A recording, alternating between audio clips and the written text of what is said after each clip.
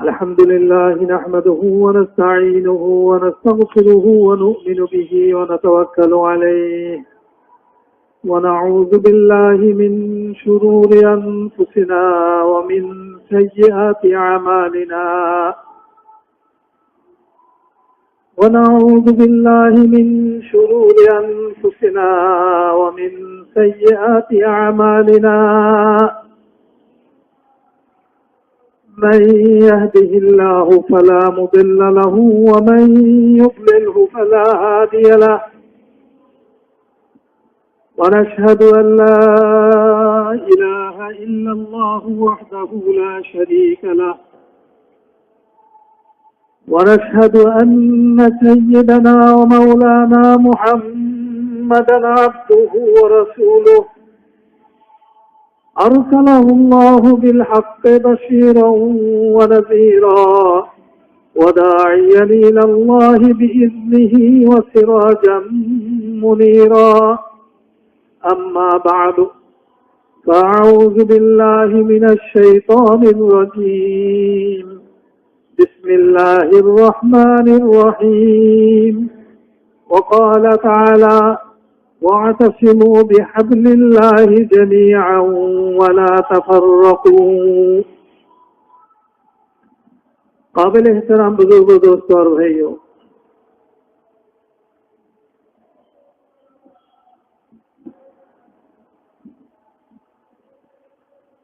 বড় আফসোস,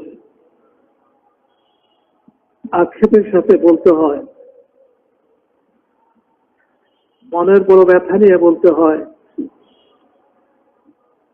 যে আজকে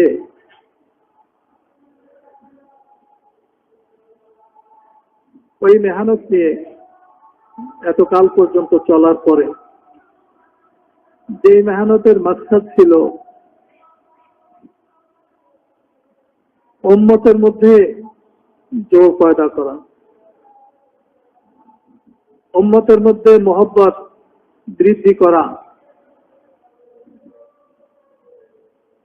একে অপরের জন্য খায়ের কাহা বানানোর জন্য চেষ্টা করা, এই সব কিছু নির্ভর করতেছিল দিনের উপরে।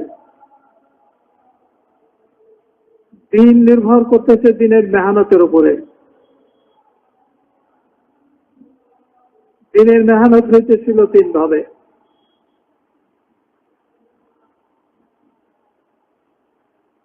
মাদারেস গুলোতে তালিমের মাধ্যমে,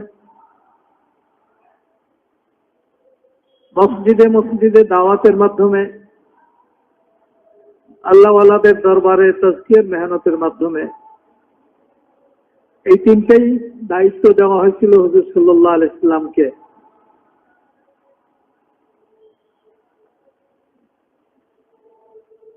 এর কোনটার থেকেই উম্মত নিজকে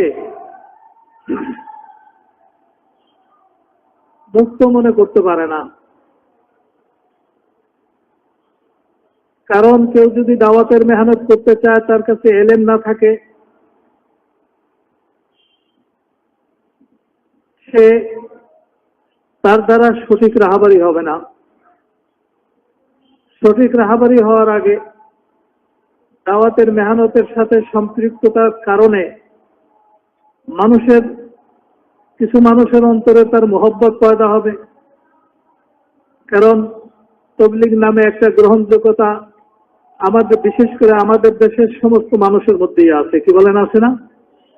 সব মানুষের মধ্যে আছে, এমনকি হিন্দুদের মধ্যেও আছে। তারাও এটাকে শ্রদ্ধা করে, এই কামটাকে। হাজারো ঘটনা যে হিন্দুরা কিভাবে শ্রদ্ধা করে এই কামটাকে।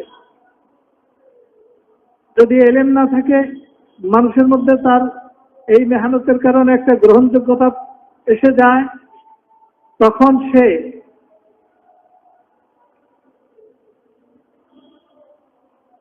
এমন এমন কথাবার্তা বলবে যে কথার সাথে কোরআন হাদিসের কোনো সম্পর্ক নাই। আর মজমা একটা অংশ তার উপরে এমন ইতমিনান, সে যা বলবে তাই দিন মনে করবে। সে যা বলবে তাই দিন মনে করবে। मेरे मोहतराम दोस्तों बुजुर्ग যদি এলেম না থাকে,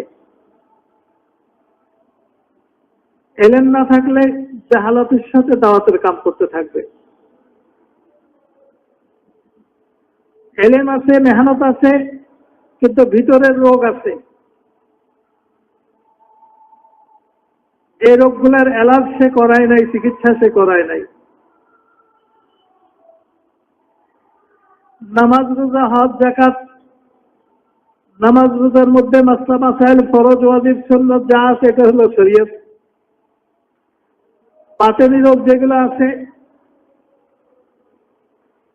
বাতিনি রোগের ঔষধ যেখানে বলা হয়েছে এটা হলো তরিকত।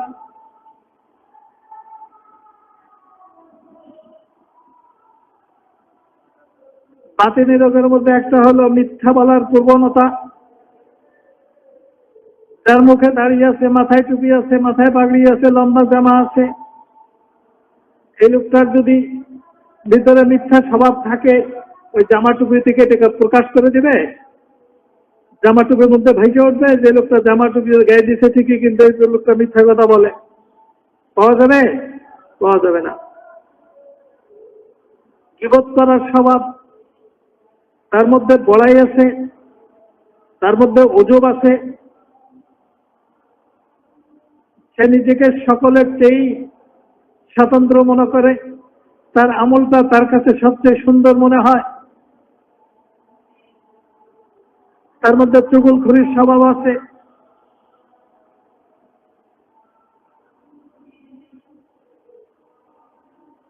এই রোগগুলা সহবত ছাড়া এই রোগগুলা দূর হওয়ার কোনো উপায় নেই। এই রোগগুলা দূর করার উপায় নেই। আমরা মনে করছিলাম যে এই রোগগুলো যদি দূর হয়ে যায়, কিন্তু হয় না। আমাদের তবলিগের লাইনে মুরব্বীদের মধ্যে, বড়দের মধ্যে ওলামায়ে কেরাম আছে, জেনারেল শিক্ষিতরাও আছে। আমাদের মুরব্বী ছিলেন বাংলাদেশের মধ্যে জেনারেল শিক্ষিতের মধ্যে অন্যতম হাজী আব্দুল মুকিত সাহেব রহমতুল্লাহ আলাই। উনি হযরত ইউসুফ রহমতুল্লাহ হাতে বায়াত ছিলেন, হযরত এনামুল হাসান রহমতুল্লাহর হাতে বায়াত ছিলেন। সারা দুনিয়ার মধ্যে জেনারেল শিক্ষিত মানুষদের মধ্যে সবচেয়ে মশহুর, সবচেয়ে বড় মুরব্বী হলেন হাজী আব্দুল ওয়াহাব সাহেব মাদ্দাজিল্লাহুল আলী। উনি রায়পুরি সানি হযরত মাওলানা আব্দুল কাদের রায়পুরি রহমতুল্লাহর হাতে বায়াত ছিলেন।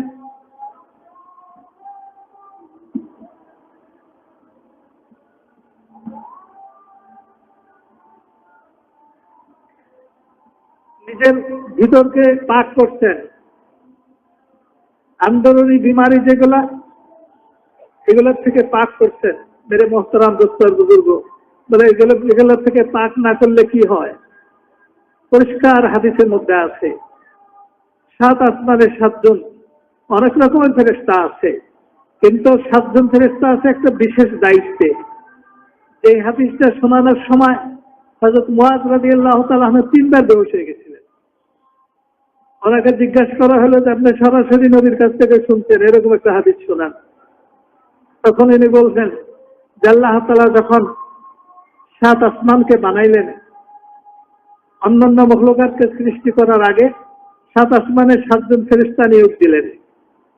ওই ফেরেশতাদের মধ্যে আল্লাহ তাআলা বিশেষ একটা যোগ্যতা দিলেন। এক আসমানে একজনকে নিয়োগ দিলেন যে তাকে ডাঙ্গাইয়া কোনো গীবতকারীর আমল যেন আসমানে যাইতে না পারে। ওই আমল দেখলেই সে বুঝবে যে এই আমলকারীর ভিতরে গীবত আছে। আমলকার ভিতরে কি আছে? গীবত আছে। বলে এটা কেমনে বুঝবে? আরে কুকুরে যদি বুঝে যে এই লাগেজের মধ্যে হেরোইন আছে, কুকুরে যদি বুঝে যে এই লাগেজের মধ্যে হেরোইন আছে, আল্লাহ তাআলা বানানো ফেরেশতা বুঝবে যে এর মধ্যে গীবতের স্বভাব আছে। এটা কি খুব কঠিন নাকি, খুব মুশকিল নাকি? হ্যাঁ, এর মধ্যে মাদক দ্রব্য আছে, মানুষ ফেল করছে, মেশিন ফেল করছে, কুকুরে আবিষ্কার করে দিছে। লক্ষ লক্ষ টাকা এক একটা কুকুর বিক্রি হয়। ইউরোপের সব এয়ারপোর্টের মধ্যে এই বিশাল বিশাল কুকুরগুলো আছে। মেরে মোহতারাম দোস্তর বুজুর্গ, আমলবাহী ফেরেশতা তো আনন্দে আত্মহারা, নামাজ রোজা হজ যাকাত এর প্রতিটা আমলের নিজস্ব একটা নূর আছে, ওই নূরের কারণে ঝলমল করতেছে। ফেরেশতা বলে রাখো, যেতে দেওয়া যাবে না। বলে কেন যেতে দেওয়া যাবে না? দেখেন নাই আমলগুলা কি? বলে যে এই আমলকারীর অন্তরে গীবত ছিল, ওর ঘ্রাণ এর মধ্যে আছে, যাওয়া যাবে না।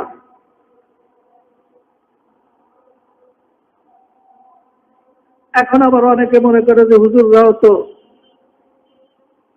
মাওলানা সাহেবের গীবত করে, সেই ভুল করছে, এই ভুল করছে, এই ভুল করছে। মেরে মোহতারাম দোস্তর বুজুর্গ, এখানেই তো ইলমের দরকার। কোন ভুলের আলোচনা যদি এই জন্য করা হয় যে ওই লোকটাকে লজ্জিত করবে, শর্মিন্দা করবে, মানুষের মাঝে ছোট করবে, এই উদ্দেশ্য যদি করা হয় তাহলে এটা গীবত হবে, গুনাহ হবে, হারাম। কারণ এমন বক্তব্য, যেই বক্তব্যর আসল অবস্থা যদি মানুষে না জানে তাইলে ওই বক্তব্যের ভিত্তি করে মানুষ গুমরাহ হবে। এইরকম বক্তব্যকে মানুষের সামনে জানাইয়া মানুষকে অবগত করে দেওয়া ওলামাদের জন্য ফরজ। এই যে আপনারা মাঝে মাঝে একটু জজবায় জোরে জোরে কথা বলে ওঠেন, বলার দরকার নাই, কারণ এইটার ফল বেশি ভালো না। বড় বড় নেতারা যে মিটিং করে ইলেকশনের আগে, কেন্দ্রীয় পর্যায়ে যারা আছে বিভিন্ন দলের, এই জেলা যা ওই জেলা ভরা, এরকম 64 যে জেলা, হিসাব করেন কত কোটি মানুষ হয়েছিল। তো ইলেকশনে কি ওই কটা ভোট পায় নাকি? ওই কটা ভোট পায়? বলে আপনি ডাকছেন আইসি, জানেবার আজকে নিয়ে নেন, ভোট কিন্তু দেব না। বুঝেন না কথা? যারা আওয়াজ করে তাদের ভিতরে থাকে এটা, আওয়াজ করেন না, শোনেন, আওয়াজ করেন না। যদি কিছু করণীয় বলে বুঝে থাকেন নিজে, এটা করে, এটা তো করবেন না, এটা করবেন না। এটা করলে আজকে এই দশা হতো না। আপনারা সকলেই কোরআন হাদিস পড়া মানুষ। আমি মনে করি এ মজমার 75% বিভিন্ন মাদারসের উস্তাদ।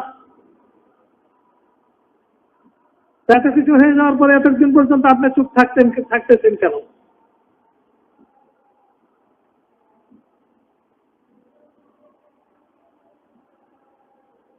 কোরআন হাদিসের সরাসরি অপব্যাখ্যা, নবীদের উপরে তহমত। আল্লাহ তাআলা যেমন নবী পাঠাইতে পাঠাইতে শেষ নবী হুজুর সাল্লাল্লাহু আলাইহি ওয়াসাল্লাম মুহাম্মদুর রাসূলুল্লাহ সাল্লাল্লাহু আলাইহি সাল্লামকে পাঠাইছেন, অনুরূপভাবে উনি নবীদের উপরে তহমত লাগাইতে লাগাইতে শেষ পর্যন্ত হুজুর সাল্লাল্লাহু আলাইহি সাল্লামেরও তহমত লাগাইছেন। উনি বয়ানে বলতেছেন হুজুর সাল্লাল্লাহু আলাইহি সাল্লাম পর্যন্ত তার নীতি ভঙ্গ করার কারণে তাকে কষ্টের সম্মুখীন হইতে হয়েছে। হুজুর সাল্লাল্লাহু আলাইহি সাল্লাম নীতি ভঙ্গ করতেন। শোনেন, খুব ভালো করে শোনেন।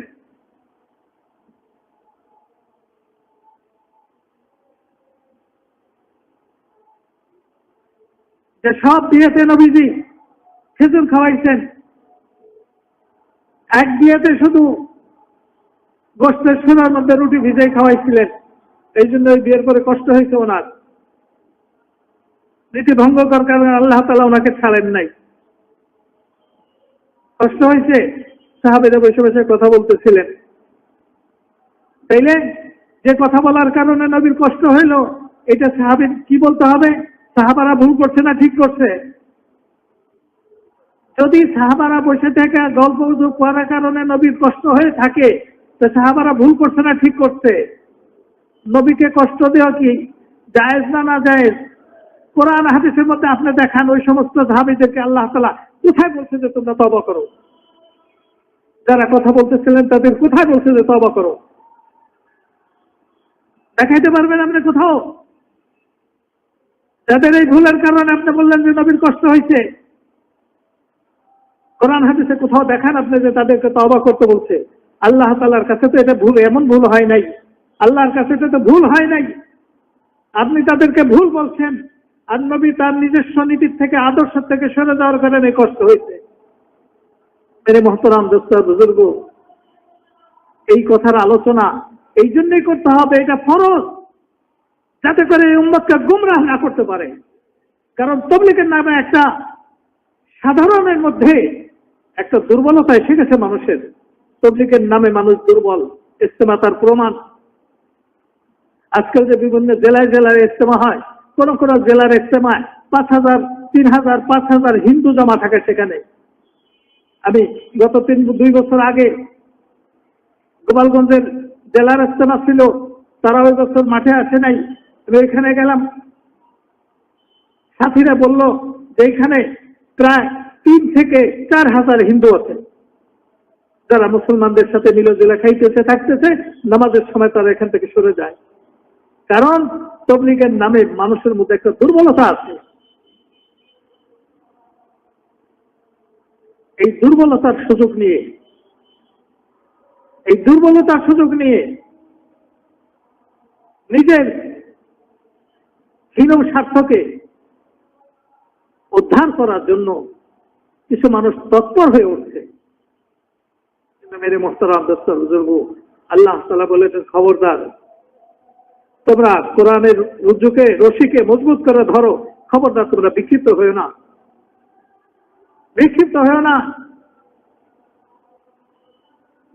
কয়দিন পরই আসে, উনি রুজু করছেন। আরে ভাই, আপনি ফতুল্লা দিয়ে ঢোল বাজান কেন? ঢোল বাজানোর দরকার নাই। জবাবকে যেই বলেন, জবাব খালি বলে দেবে যে রুজু করছে, সেকেন্ডের মধ্যে আমাদের দেশে ওলামা একরাম ঠান্ডা হয়ে যাবে।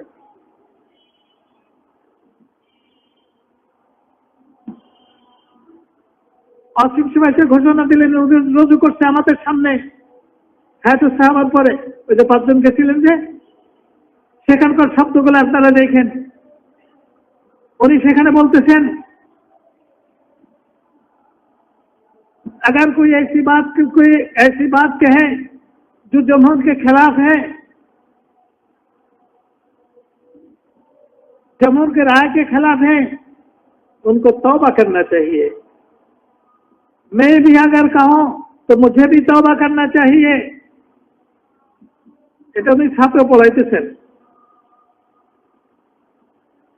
মাসলা বলতেছেন, রুজু কিভাবে করতে হয় মাসলা বলতেছেন।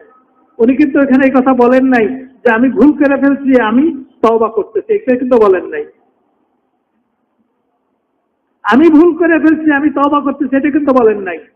অডিওতে আছে, শুনেন শব্দগুলা। উনি তো বোকা না। আবার কিছুদিন আগে একটা বই বাইর করছে যে উনি তওবা করছে, উনি তো রুজু করছে, তাই আবার ওনার উপর আপত্তি কেন? ওই বইয়ের মধ্যেই কিছুক্ষণ পরেই, অল্প কিছু পরেই লেখা আছে যে উনি যে কথাগুলো বলছেন এইগুলো ওনার কাছে দলিল আছে। তো উনি রুজু করছেন, আবার বলতেছেন দলিল আছে। তো যার কাছে দলিল আছে তার তো তার খেলাফ করা যায় নাই, খেলাফ করা যায় নাই। একজন মানুষের রোজার চাঁদ দেখছে, একেবারে স্পষ্ট দেখছে, আর কেউ দেখে নাই, তার সাথে আর কেউ নাই, আকাশ ছিল পরিষ্কার, এই জন্য তার সাক্ষী গ্রহণ হয় নাই। এই লোকটাকে রোজা ভাঙতে পারবে? যদি আকাশ পরিষ্কার থাকে, সে ছাড়া আর কেউ দেখে নাই, তাইলে এই লোকটা রোজা ভাঙা যায় নাই, তাকে রাখতে হবে। কারণ তুমি তো দেখছো, তুমি বলতে আমি একেবারে স্পষ্ট দেখছি। আকাশ যদি মেঘাচ্ছন্ন হয়তো তাইলে তো একজনের সাক্ষী জায়েজ ছিল। তো মেরে মোহতারাম দোস্ত বুজুর্গ, ওনার কাছে যখন স্পষ্ট দলিল আছে, লিখতে কতই দলিল আছে, অকাট্য দলিল ওনার কাছে আছে যেগুলো বলছেন, তাইলে আপনি রুজু করে কেন আর এক মাসলার জন্ম দিলেন? আপনি রুজু করলেন কেন তাইলে? মেরে মোহতারাম দোস্ত বুজুর্গ, এই কথার কোনো শেষ নাই। আমরা বুঝাইতে যে পারি নাই, বুঝাইতে যাইতে শেষ পর্যন্ত এখন আমাদের উপরে লাঠি আসতেছে। সেই দিন নিজামুদ্দিন থেকে এক ভদ্রলোক আসছেন, উনি আগে গেছিলেন 5 মাসের ভিতরে 70 দিন লাগাইছে, ওইখানে পরামর্শ হইতেছে। উনি কয়েকদিন আগে আসছে, সদরঘাটের অনেক পুরান একজন জিম্মাদার সাথীকে নিয়ে আসছে, ছাপা জামার পাও ধরে হাওমাও করে কাঁদতেছেন যে ভাই আপনি কি করেন, আপনি আমাদের মুরব্বী মানুষ। পরে সে নিজেই বললো তার 76 বছর বয়স। বলে হুজুর এখানে প্রোগ্রাম হয়ে গেছে, আপনাকে যেখানে পাবে সেখানে আপনার উপর হামলা করবে, আপনাকে শেষ করে দেওয়ার জন্য পরামর্শ হয়ে গেছে ওইখানে। এই জন্য আমি দেরি করি নেই, ওইটা পাওয়ার পরে প্লেনের টিকিট যখন পাইছি তখন চলে আসছে। আমি চলে আসছি কারণ আপনাকে আমি মহব্বত করি, আপনার আব্বাকে আমি মহব্বত করতাম, আমি আর থাকিনি। মেরে মোহতরম দোস্ত বুজুর্গ, ছাত্রদের সামনে আমার পাও ধরে কাঁদতে, ঝড় করে কাঁদতে। তা বললাম যে আপনি দোয়া করেন। প্রত্যেকটা মানুষেরই একটা নির্দিষ্ট হায়াতের একটা নির্দিষ্ট সময় রাখতেন, ওর আগে কেউ দুনিয়া থেকে যাবে না, ওর আগে কেউ দুনিয়া থেকে যাবে না। ওই সময় যদি আমার মাথায় কেউ বাড়ি নাও দেয়, ওই সময় আমি দুনিয়া থেকে চলে যাব। তো মজলুম হয়ে যেতে পারলে, হকের উপরে থেকে যেতে পারলে, এটা বহুত বড় সাআদত আমার জন্য। মেরে মোহতারাম দোস্ত বুজুর্গ, বহুত বুঝাইতেছিলাম। একদিন ইজতেমার পরে আমরা বসছি, বসানো হলে এর মধ্যে একজন বলল যে আমরা সুরাজ যারা আছি তারা একটু বসি। অনেকেই ছিলেন, আসিফ সাহেব, নাসির সাহেব, ইউনুস সাহেব, মুশাররফ সাহেব, মাওলানা জুবাইর সাহেব, মাওলানা রবিউল হক সাহেব, মাওলানা ফারুক সাহেব, মাওলানা মোহাম্মদ হোসেন সাহেব, আমিও ছিলাম। আসিফ সাহেব বলে আফসোস করে বলতেছে যে কি হয়ে গেল, যেখানে তিনি আলোচনার জন্য জমা হয়তো আজকে সেখানে জমা হয় আর মারামারি হয়। কি হয়ে গেল আমাদের মাজমাত, এমন কেন হইল? আপনারা সকলেই জানেন মাওলানা মোহাম্মদ হোসেন সাহেব সহজ সরল মানুষ, তেজগুজ বুঝে না। মনে করলেন যে কিচ্ছু হয় নাই, মানুষের দোষ দিয়েন না, কিচ্ছু হয় নাই, খামাখা মানুষের দোষ দিয়েন না। আপনারা হয়তো যদি বাদ দিয়ে ফেলান সব ঠান্ডা হয়ে যাবে। চুপ, কথা বলে না। আবার উনি বললেন হযরত বেশি দিন চলতো না, এই যে আপনারা দুজন সারা দুনিয়াকে নাচাইতেছেন। নাসিম সাহেব রসিবিন সাহেবের দিকে তাকায় বলে যে আপনারা দুজন সারা দুনিয়াকে নাচাইতেছেন, আপনার তো হযরত বেশি দিন চলতো না। আসিফ সাহেব বললেন 20 বছর তো মানলেন, এখন কি সমস্যা হলো 20 বছর পরে? তখন আমি বললাম যে হুজুর তো কিছু বলছে, আমি একটা কথা বলি। বলেন। আমি বললাম যে হযরত আব্দুল্লাহ বিন উমর রাদিয়াল্লাহু তাআলা আনহুমাকে হযরত উসমান রাদিয়াল্লাহু তাআলা আনহুর খেলাফতের জামানাতে ওনাকে নতুন এক এলাকায় গভর্নর করে পাঠানোর জন্য ওনাকে ঢাকায় নিয়ে আসলেন, দায়িত্ব দেবেন। উনি মানা করলেন। হযরত উসমান রাদিয়াল্লাহু তাআলা আনহু যত বুঝায় উনি তত মানা করেন। হযরত উসমান এবং হযরত ওমর রাদিয়াল্লাহু তাআলা আনহুমার বয়স দুজনের কাছাকাছিই ছিল।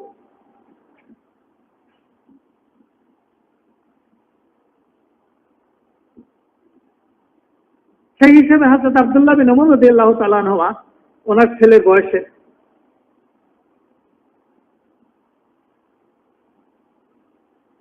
তো হযরত উসমান রাদিয়াল্লাহু তাআলা আনহু আরো ইসরার করতে লাগলেন।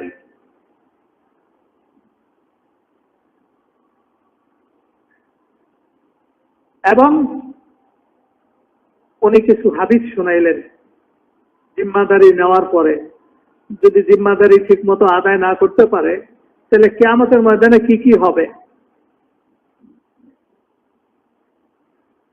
তখন হযরত উসমান রাদিয়াল্লাহু তাআলা আনহু বললেন, এই হাদিস তো আরো মানুষের জানতো, জানা ছিল। এই হাদিস থাকা সত্ত্বেও তো তোমার আব্বা জিম্মাদারি নিচ্ছেন, তাহলে কি তুমি কি তোমার আব্বার চেয়ে বেশি পরহেজগারি দাবি করতেছো? হযরত আব্দুল্লাহ বিন উমর রাদিয়াল্লাহু তাআলা আনহুমা বড় উঁচা দরজার সাহাবী ছিলেন। হাদিসের মধ্যে, হাদিসের রিওয়ায়াতের মধ্যে ওই হাদিসের গ্রহণযোগ্যতা সবচেয়ে বেশি যে হাদিস নাকি আবাদ আলাইহিস সালাসাত থেকে বর্ণিত। আব্দুল্লাহ বিন উমর আব্দুল্লাহ বিন আব্বাস, আব্দুল্লাহ বিন মাসউদ রাদিয়াল্লাহু তাআলা আনহু, আবাদাল সালাসাত থেকে কোনো হাদিস যদি রওয়ায়াত হয়ে থাকে তো এটা সবচেয়ে শক্তিশালী, তার মধ্যে একজন উনি। তো বললেন যে দেখেন, আমার আব্বা যখন জিম্মাদারি নিয়েছিলেন তখন তো চারপাশে আশারায়ে মুবাশশারাদের মধ্যে একমাত্র হযরত আবু বকর রাদিয়াল্লাহু তাআলা আনহু বাদে 9 জন ছিলেন, তার মধ্যে একজন আমার আব্বা। আরো অমুক অমুক অমুক অমুক ছিলেন, আপনিও ছিলেন, আব্দুর রহমান বিন আউফ, আলী রাদিয়াল্লাহু তাআলা আনহু, তালহা, জুবায়ের, আবু উবাইদা ইবনে জাররাহ, আমিন হাযিহিল উম্মাহ, এরা ছিলেন। তা আপনি আমাকে যেখানে পাঠাবেন এখানে তাদের কি আছে?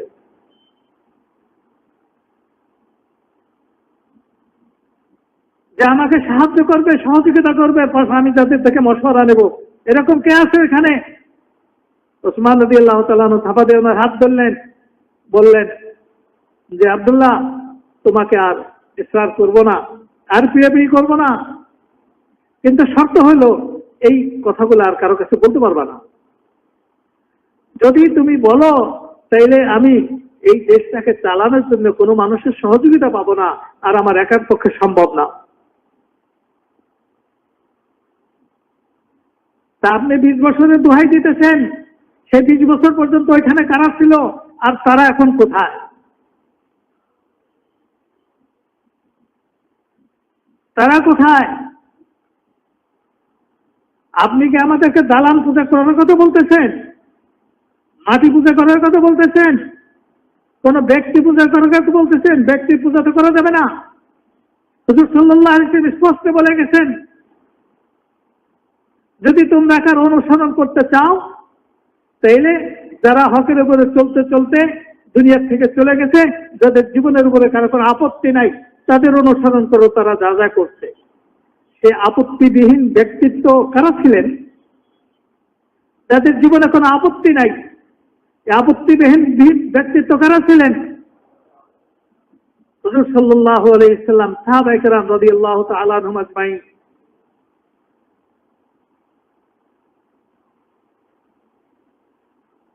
আর ওনাদের জীবনী, ওনাদের এলেম যাদের কাছে পাওয়া যাবে তারা।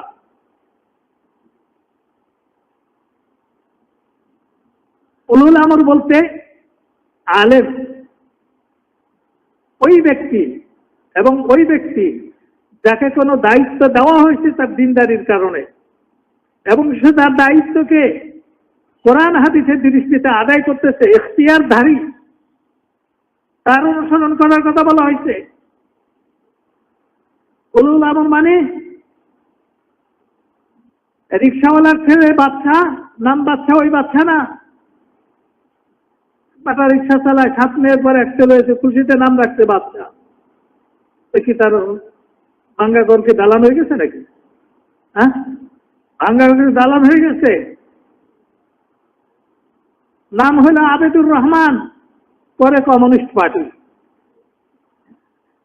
নাম সাজিদুর রহমান, করে কমিউনিস্ট পার্টি। এই সাজিদুর রহমান আর আবেদুর রহমানের কোনো লাভ হয়েছে নাকি? মেরে মোহতারাম দোস্ত বুজুর্গ, ওই রকম উলুল আমর না। উলুল আমরের ব্যাখ্যা কোরআন হাদিসের, এই ব্যাখ্যা আমাদের আকাবেররা করে গেছেন। ওইখানে দাঁত বসানোর সুযোগ নাই, ওখানে কি নাই? দাঁত বসানোর সুযোগ নাই, নতুন সংযোজনের সুযোগ নাই। এটা কোনো দুনিয়ার রাষ্ট্রের সংবিধান না যে আবার একমত হলে আগের একটাকে, সংবিধান থেকে একটাকে বিলুপ্ত করে দেওয়া যাবে, কোন আইনকে বিলুপ্ত করে দেওয়া যাবে। দুনিয়ার সংবিধান না। মেরে মোহতারাম দোস্ত বুজুর্গ, ওই আবেদুর রহমান আর সাজিদুর রহমান, রিক্সাওয়ালার ছেলের নাম বাচ্চা, ওই রকম উলুল আমর না। উলুল আমর হলো ওই ব্যক্তি যে নাকি কোরআন হাদিসের উপরে পারদর্শী, যার পারদর্শিতার উপরে মানুষের ইত্তেফাক আছে, মানুষ একমত। অনেকে বলে যে আমাদের সাথেও আলেম আছে।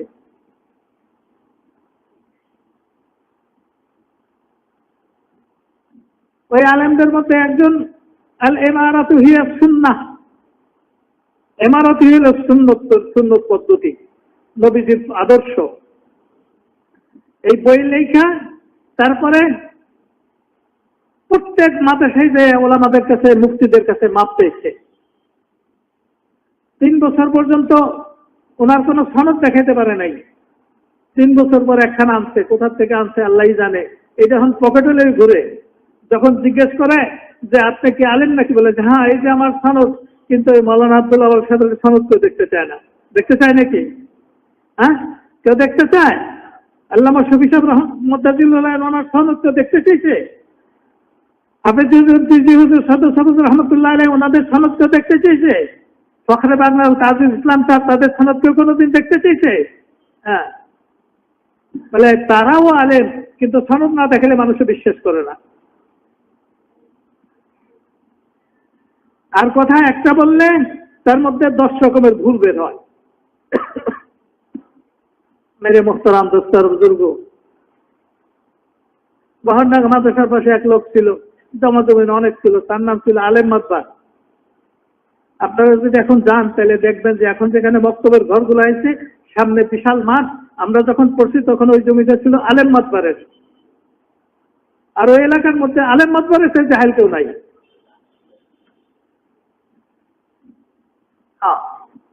আপনারা গেলে জিজ্ঞেস করেন, যারা একটু পুরানা তারা বলতে পারে যে মক্তর এই জায়গাটা, এই জমিটা কার ছিল। মেরে মোহতারাম দোস্তার বুজুর্গ,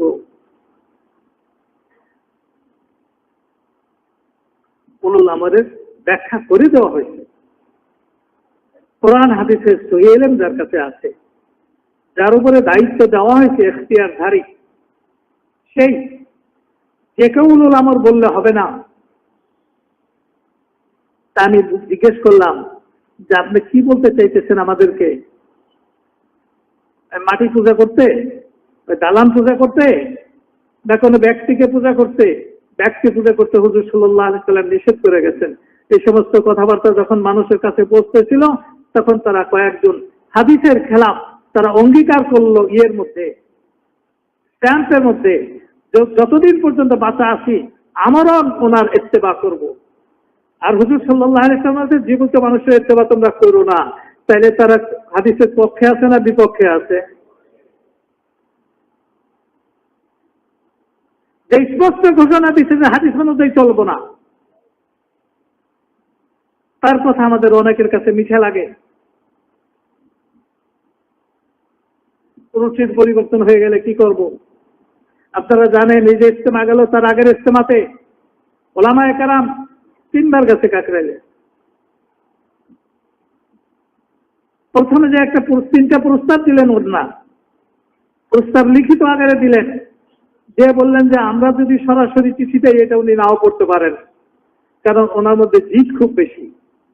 উনি যা করবেন তা করবেনই, উনি কারো মশওয়ারাতে উনি ফিরবেন না, কারো পরামর্শ উনি মানবেন না, উনি যা করবেন তা করবেনই। মাওলানা ইব্রাহিম সাহেব এই কথাটাই বলছেন, সত্যি में জিদ বহুত হ্যায়, কারণ ওনার তো সরাসরি ছাত্র। উনি বলে আমাদের তাজিমের কথা বয়ান করেন খুব, কি বলেন শুনছেন না মাঝে মাঝে? আর ওনার উস্তাদ সম্বন্ধে উনি কি বলছেন? অনেক সময় এমন এমন কথা বলতো, সাথীদের কাছে রায় চাইতো, কখনো মাওলানা ইব্রাহিম সাহেবের কাছে রায় চাইতো। উনি কি বলবেন, শরীফ মানুষ, চুপচাপ থাকা মানুষ। উনি বলতেন যে মুঝে সেরা নেই হতা। এটা আবার বুঝে আসতেছে না কথাটা। এই কথাটার জবাব উনি এইভাবে দিলেন, নিজামুদ্দিনের মেম্বারে বসে বললেন, जो लोग ये कहते हैं कि मुझे इंशरा नहीं होता वो लोग गाधा है, गाधा। আমাদের মাদ্রাসার জগতে কোন ছাত্র তার উস্তাদ সম্বন্ধে এরকম কথা বলেনি।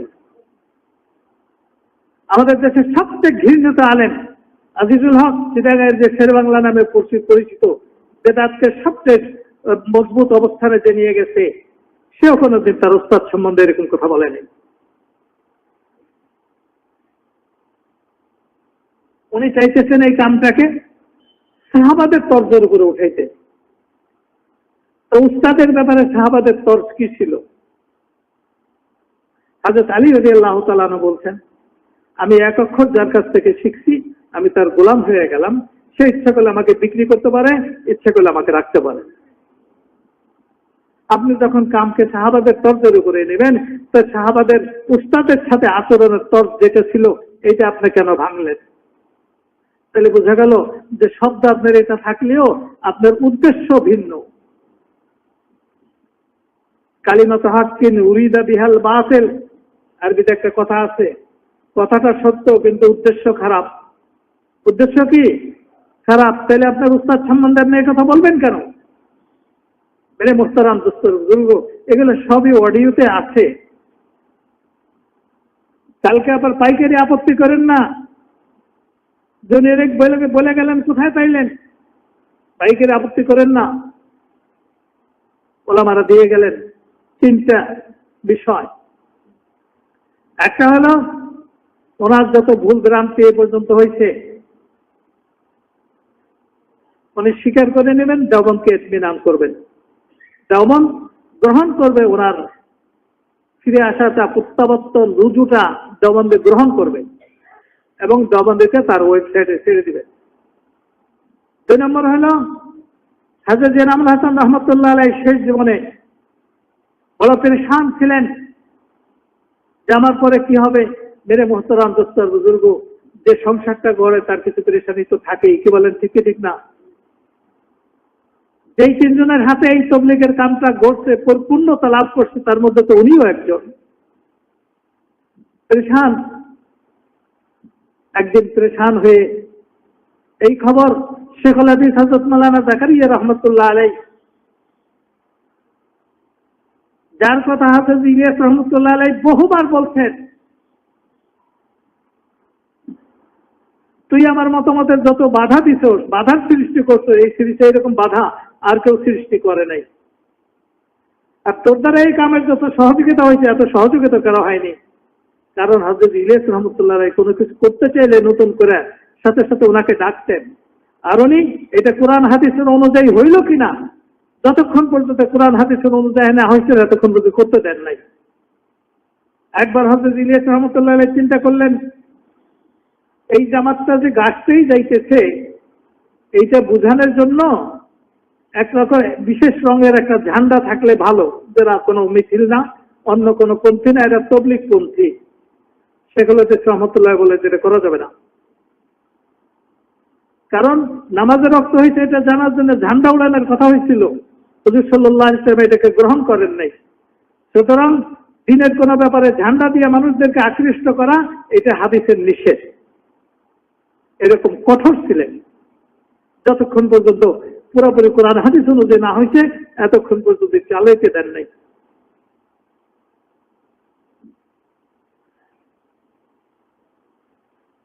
কোন কোন ব্যাপারে চাচার সাথে, বিশেষ করে যখন হযরত মাদানী রহমতুল্লাহ আলাইহি থাকতেন, তখনই উনি চাচার সামনে কথা বলতেন। কোন কোন ব্যাপারে চাচার সাথে এমন তর্ক বিতর্ক হইতে থাকতো, চাচা একটা বলতেন উনি হাদিস শুনাইতেন, চাচা আর একটা বলতেন উনি হাদিস শুনাইতেন। হযরত ইলিয়াস রহমতুল্লাহ আলাইহি খুশি হয়ে आनंदे बोलते हैं जो तुझे अपने मतलब का हदीस बहुत याद है, तो সাতটার হাদিস তোর অনেক জানা আছে, কোনো শেষ নাই, কেন আদর করবেন না? শুরু থেকে তাফসীরের আগ পর্যন্ত অধিকাংশ কিতাব উনি পড়াইছেন। চিন্তা করে যার কাছে পড়ে ছাত্র এরকম হয়, ওনার ইস্তেদারটা কেমন ছিল, সেই উস্তাদের ইস্তেদারটা কেমন ছিল। তো মেরে মোহতারাম দোস্ত আর বুজুর্গ, একটা হলো হযরত জেনামুল হাসান রহমতুল্লাহ আলাইহি পরেশান, একজনে হযরত শেখকে খবর দিলেন, মদিনাতে থাকতেন, তখন হিজরত করে চলে গেছেন, শেষ জীবন পর্যন্ত মওত পর্যন্ত মদিনাতে থাকবেন বলেই সিদ্ধান্ত নিয়েছেন। আল্লাহ তাআলা ওনার নিয়তকে কবুল করছেন, জান্নাতুল বাকিতেই ওনার দাফন হয়েছে। সমস্ত মুমিনের এটা নিয়ত হওয়া উচিত। তাই হযরত ওমর রাদিয়াল্লাহু তাআলা আনহু দোয়া করতেন, আল্লাহুম্মা রযুকনি শাহাদাতান ফি সাবিলিক ওয়াজআল কবরি ফি বালাদি হাবিবিক। হে আল্লাহ, তোমার রাস্তায় শাহাদাত নসিব করো, তোমার হাবিবের শহরে আমার কবর নসিব করো। উম্মতের দিলের তামান্না হওয়া উচিত। তো মেরে মোহতারাম দোস্তর বুজুর্গ, হযরত শেখ রহমতুল্লাহ আলাইহি খবর পাইলেন। খবর পাওয়ার পরে উনি বললেন, इनाम से कह दो ज्यादा परेशान न होना, मैं इसको रौज़ा अज़हर से हल कराऊंगा। ওখানে মোরাকাবা করে বসে বসে মোরাকাবা করে বসে বসে হাল করাইছে যে এই কাম এখন সূরার মাধ্যমে চলবে। এই কাম কি করবে? সূরার মাধ্যমে চলবে। এখন উনি কি বলেন? মোরাকাবা কোনো দলিল না। মোরাকাবা কি না? কোনো দলিল না। তাহলে হযরত ইলিয়াস রহমতুল্লাহ এই কাম শুরু করার আগে যে জান্নাতুল বাইয়ে যে রওজা আথারে যে মোরাকাবা করলেন, ওইটাকে অস্বীকার করেন? ওইটাকে অস্বীকার করেন? ওইখান থেকে তো ফয়সালা করাইছিলেন, ওইটাকে অস্বীকার করেন।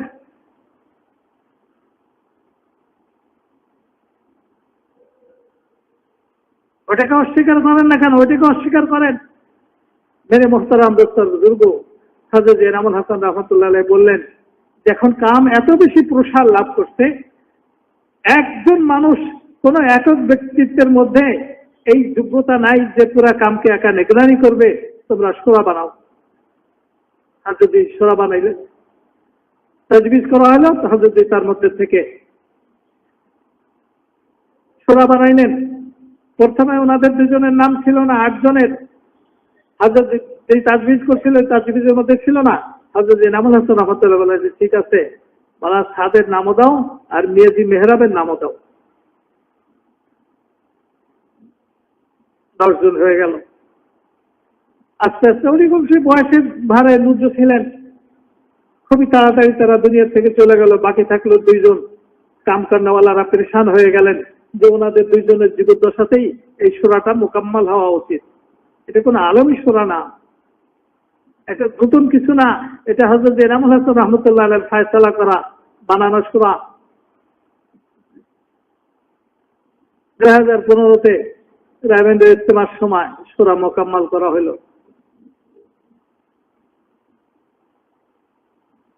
প্রথম দিকে একটু, আমি ইজতেমাতে ছিলাম, প্রথম দিকে একটু দোটানা ভাব ছিল। পরবর্তীকালে সবাই একমত। ভাই আব্দুল্লাহ সাহেব বললেন যে কাগজ আমার কাছে দাও, আমি সাদের সাথে পরামর্শ করে তোমাদেরকে কালকে দিয়ে দেব। রাত 1টার সময় আসিফ সাহেব লোক পাঠালেন সাদ সাহেবের কাছে যে আপনি এটাকে মাইনেন না, আমরা আছি আপনার সাথে।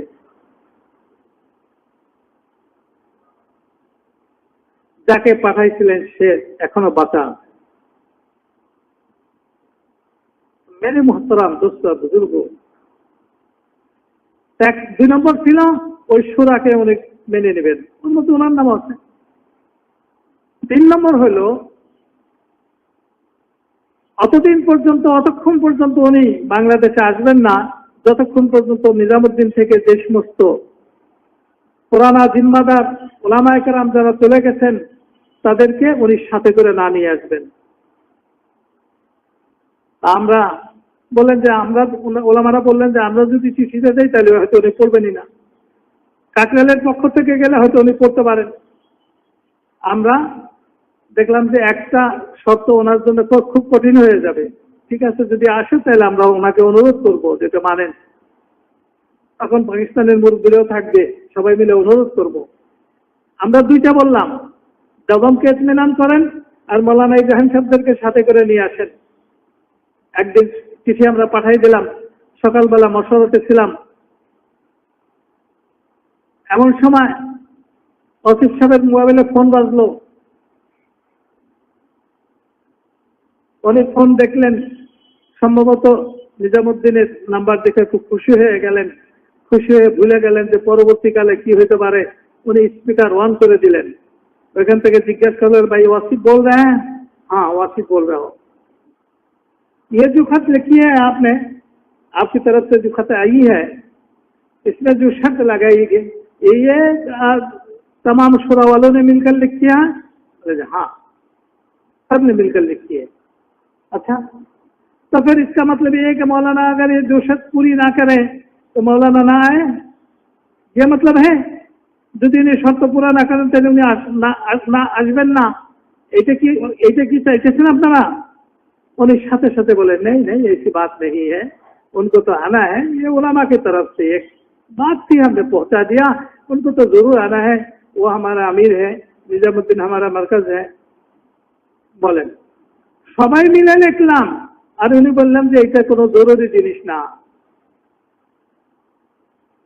অনেকক্ষণ এটা কোনো জরুরি জিনিস না, এরপরে সময় যত ঘনায় আসলো, এই অবস্থা তত কঠিন হইতে লাগলো। উনি আসবেন কি আসবেন না এই কথা আস্তে আস্তে প্রশাসনের কাছে গেল। ওনার বিচার জন্য যখন কিছু মানুষ প্রশাসনের কাছে গেল, তারা বলল যে প্রধানমন্ত্রী পর্যন্ত এই কথাটা চলে গেছে। তো প্রধানমন্ত্রী সিদ্ধান্ত দিলেন, আমরা যেটা শুনছি যে ঠিক আছে, বাইরের ওলামারা কি বলে ওটা পরে দেখা যাবে, কাকরাইলের যারা আছেন তারা যদি একমত হয়ে যায় তাহলে ভিসা দিয়ে দাও, ভিসা দিয়ে দাও। উনি আমাদেরকে জিজ্ঞেস করলেন, আমরা বললাম যে না, আমরা চিঠি দিতে দিছি, ওইটাই আমাদের কথা, ওই দুই শর্ত। মানব জুবাইর সাহেব বললেন যে আমি যা দিছি আমি লিখছি, আমি ওর উপরে আছি, আমি এই দুই শর্তের বাইরে নাই। ওনারা 3-4 জন গেলেন। যাওয়ার পরে স্বরাষ্ট্রমন্ত্রী জিজ্ঞেস করলেন যে আপনারা সবাই আসছেন? তখন কথা বলে না, বলে না, সকলে আসতে হবে এবং আমি সকলের কাছে জিজ্ঞেস করবো, আপনারা যদি একমত হন তাহলে দেব। রোজ কাজ করতে 2-1 দিন পার হয়ে গেল। তারপরে একদিন গেলেন, যাওয়ার আগে মাওলানা জুবাইর সাহেবকে বললেন যে হুজুর আপনি চলেন, মাওলানা আপনি চলেন। মাওলানা জুবাইর সাহেব বললেন যে না, আমি যা বলছি তাই, ওইখানে গেলে ওইটাই বলবো। তো বললেন ঠিক আছে, বিকেল ট্রেনে ঘুরতে থাকাও, আপনি এখানেই থাকেন। আমি গেছিলাম বাড়িতে, আমাকে খবর দিল যে কালকে সকালে যাবে। আমি রাত্রে আসলাম, রাত 8টার দিকে কাকরাইলে পৌঁছে গেলাম। চলে গেলেন, আমার কাছে জিজ্ঞাসা করলেন না। স্বরাষ্ট্রমন্ত্রী জিজ্ঞেস করলো, যারা গেছিল তারা বলছে যে আপনারা কি সব আসছেন? বলে যে হ্যাঁ আমরা সব আসছি। এই সবের মধ্যে কি মাওলানা জুবাইর সাহেব ছিল? সবের মধ্যে কি আমি ছিলাম? মেরে মোহতারাম দোস্তর বুজুর্গ, যারা খুব বেশি মিথ্যা কথা বলতে পারে, অনেকের কাছে তারা খুব তাদেরকে খুব মিঠা লাগে। ওই রেওয়ায়তের মধ্যে আছে যে লোকটা নাকি মিথ্যাবাদী, তার কোনো আমল আসমানে উঠবে না। আমি কমপক্ষে 100 মিথ্যা কথা ওই দুজনের আপনাদেরকে শোনাই দিতে পারি। 100 মিথ্যা কথা শোনাই দিই, যেগুলো মাজমার মধ্যে বলছে। যাই হোক, এরপরে তো উনি চলে আসলেন। ইজতেমার পরে আবার ওলামারা আসলেন সমস্ত শোনার উপস্থিতিতে। এখন তারা তো শোনাওয়ালারা চুপ, যেহেতু ওলামারা একটা কথা বলছিল এটা আমরা রাখি নেই। আসিফ সাহেব, নাসিম সাহেব বললেন যে আপনি কিছু কথা বলেন, আপনি তো আমাদের মধ্যে সবচেয়ে বয়োজ্যেষ্ঠ। এটা ওনার গৌরবও বটে, উনি গৌরবও করেন, আমি সবচেয়ে বয়োজ্যেষ্ঠ। আবার বলেন যে আমি উকালতি পড়ছি কিন্তু পরীক্ষা দেইনি, কথা ভালো বলতে পারেন। নাসিম সাহেব ওলামাদের এমন তারিফ প্রশংসা করলেন, একেবারে ওনাদেরকে দুধের সাগরে ভাসাই দিলেন। তো ওলামারা সবকিছু না বুঝলে অল্প অল্প বুঝে না, কিছু তো বুঝে, তাই না?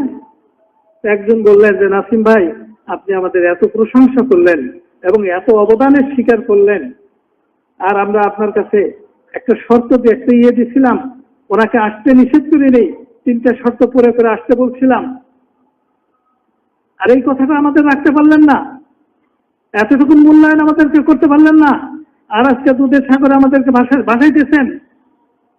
নাসিম সাহেব চুপ, উকিল সাহেব চুপ হয়ে গেলেন, আর কথা নেই। তাইলে বোঝা গেল এই যে কথাগুলো উনি বলছেন এটার সাথে ওনার ভিতরের কোনো সম্পর্ক নাই। বাহিরের কথার সাথে ভিতরের সম্পর্ক না থাকলে ওই প্রজন্মের পরিচয় আলাদা, মোমেন না। ওই প্রজন্মের পরিচয় আলাদা, মোমেন না।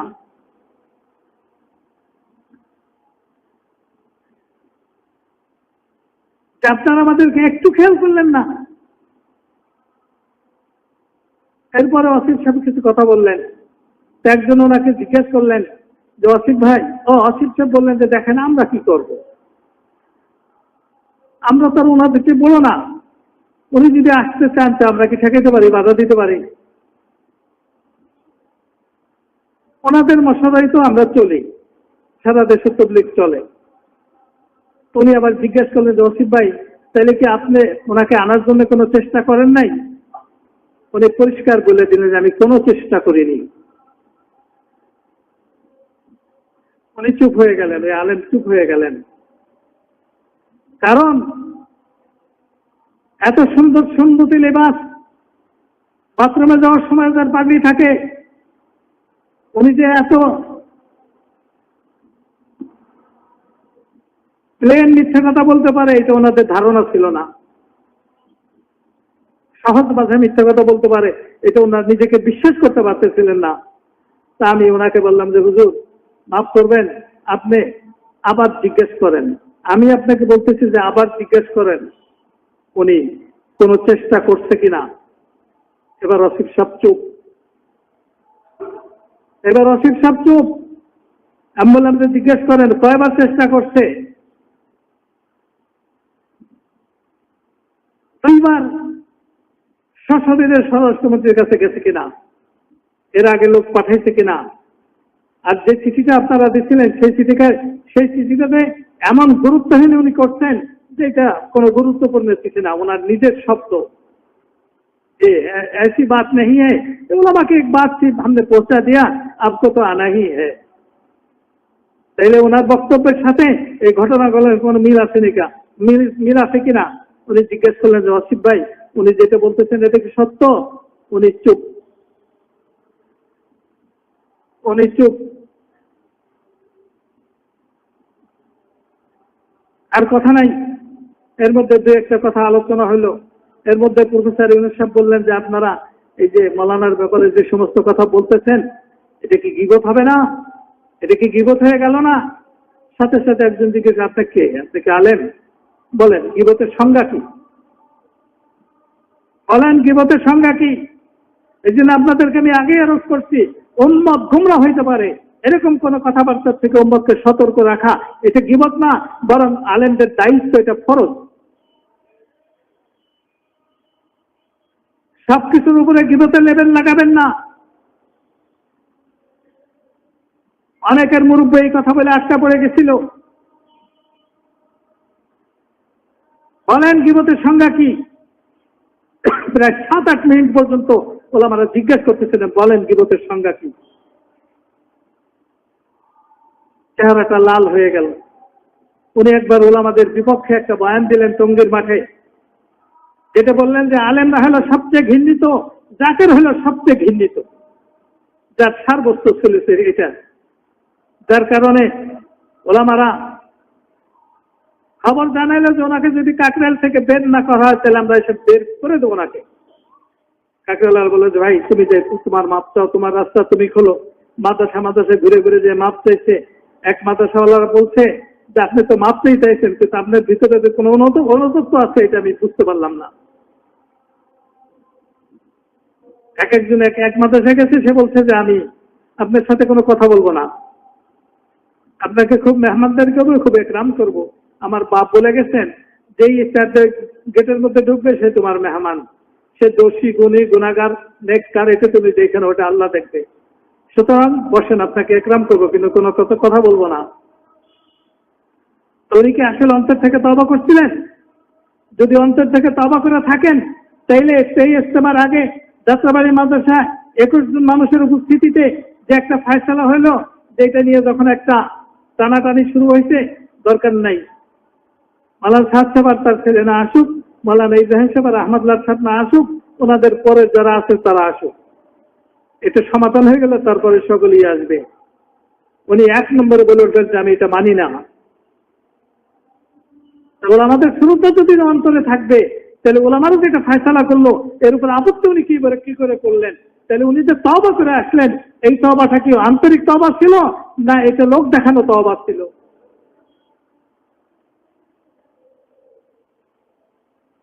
ওলামাদেরকে মানি না, ওলামাদের সিদ্ধান্ত মানি না।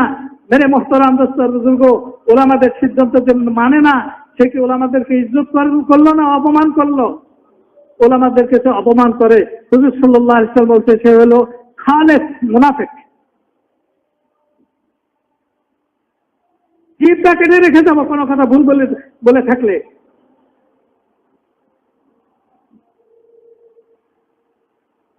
এইভাবে করতে করতে বর্তমানে পরিস্থিতি হয় যে গত শুক্রবারে, কালকে যে শুক্রবার গেল তার আগে আগের শুক্রবারে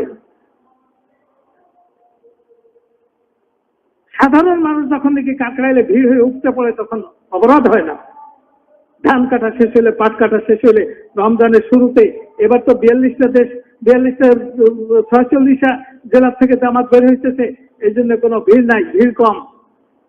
কিন্তু মাদ্রাসা ছাত্রদের সালানা ইমতিহান হয়ে গেলে একসাথে 500-1000, 2-3 হাজার ছাত্র হয়। সাল যারা লাগাইছেন তারা এটা কোনোদিন দেখেন নাই?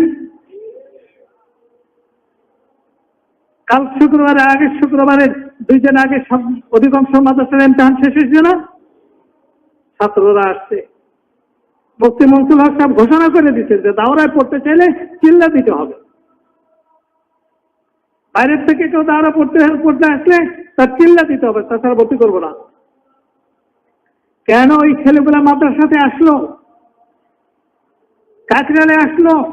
এই অপরাধে ছেলেদের চোখের মধ্যে যে পাবন ঢুকাইছে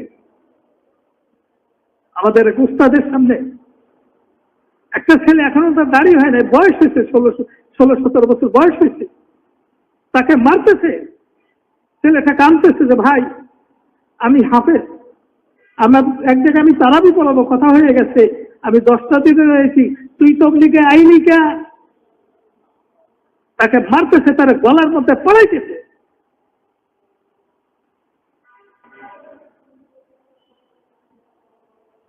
আর 6 নম্বর কি বলতেছে? 6 নম্বরে বলতেছে ওলামাদেরকে তাজিম করি, বড়দেরকে শ্রদ্ধা করি, ছোটদেরকে স্নেহ করি। মেরে মোহতারাম দোস্তর বুজুর্গ, তবলিগ ওলাদের থেকে 6 নম্বর আলাদা হয়ে গেছে। বগুড়াতে যখন হই হই চলতেছিল, মারামারি ধাক্কাধাক্কি চলতেছিল, বাধ্য হয়ে জামিল মাদ্রাসার মোহতামিম, উত্তরবঙ্গের সবচেয়ে বড় মাদ্রাসা হক্কানি সাহেব, উনি নিজে গেছেন, সবাই ডাকছেন, বসাইছেন, অনেক কথা বলছেন তবলিগের। পুরানা জিম্মাদার সুরার যারা আছে তাদেরকে বললেন যে ভাই, হাজার হাজার বার জীবনে বলছেন ফাজাইলের ইলম তালিমের হালকাতে বসে বসি শিখি, মাসাইলের ইলম হক্কানি ওলামাদের কাছে যেই শিখি। বলেন আমি মার্কাজের সবচেয়ে কাছের মাদ্রাসার লোক, আমি আপনার জীবনে কোনো মাসলা জিজ্ঞেস করতে আমার কাছে গেছেন? এইদিকে আসলে আপনাদের মনের কথা না, এটা একটা ধোঁকা, ওলামাদের সাথে একটা প্রতারণা আপনাদের। কারণ ওলামারা যদি গ্রহণ না করে আপনারা চলতে পারবেন না। আজকে যদি মসজিদের মধ্যে সেদিন কাকরাইলের যে ঘটনা, ওলামাদেরকে যেভাবে রক্তাক্ত করা হয়েছে, এখনো কয়েকজন হসপিটালে আছে, এই ঘটনা যদি জানানো হয়, কোন মসজিদে কোন তবলিগওয়ালাকে কোন আলেম ঢুকতে দেবে না।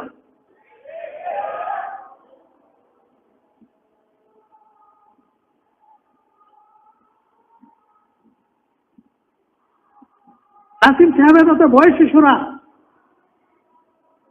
উনি স্বরাষ্ট্রমন্ত্রী নামে মিথ্যা কথা বলে যে স্বরাষ্ট্রমন্ত্রী আমাদেরকে জোর করার অনুমতি দিতে এখান থেকে গেছিলেন, এরকম মানুষ আমি এখানে দেখছি। এই মজমা আছে, তার 2 দিন পরে আবার উনি দিলেন যে কোনো জেলায় জেলায় জোর হবে না। নিয়ম হলো কাকরাইলের 3 মাসিক জোর হওয়ার পরে প্রত্যেক জেলায় শুক্র শনিবার জোর হয়। কি বলেন, হয় কি হয় না? স্বরাষ্ট্রমন্ত্রীর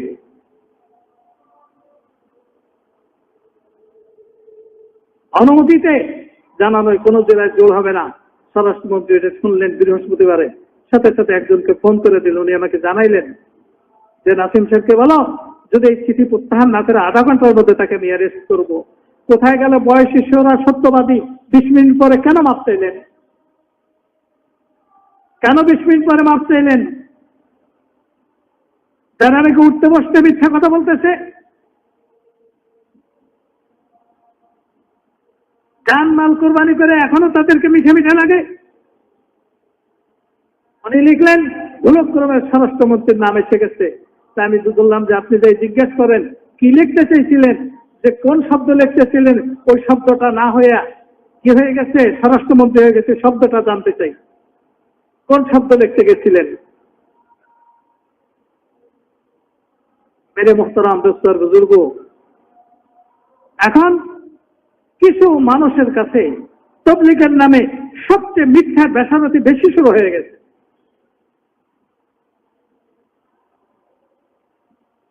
ভাই আব্দুল হাসানের কথা বলবেন, যে ইংরেজি শিক্ষিত মানুষ, রাইবেন মাদ্রাসা যখন শুরু হয়, এখনো বেঁচে আছে, জিজ্ঞাসা করে আইছেন। এইবার আমরা ইজতেমাতে যে অনেকবারই ওনার কাছে বসছি, এক বৈঠকে বলতেছিল মাদ্রাসা যখন শুরু হবে আমি কিছু আলেম ওলামা জোগাড় করলাম।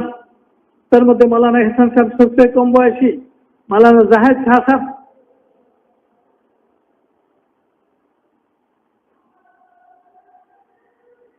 তারপর ওই যে কেজন ওই বুখারি পড়াইতেন হযরত মাদানী সাহেব, মাওলানা জামশেদ সাহেব রহমতুল্লাহ আলাইহি, মাওলানা জাহিদ সাহেব রহমতুল্লাহ আলাইহি, এরা আসছে ওনার কাছে।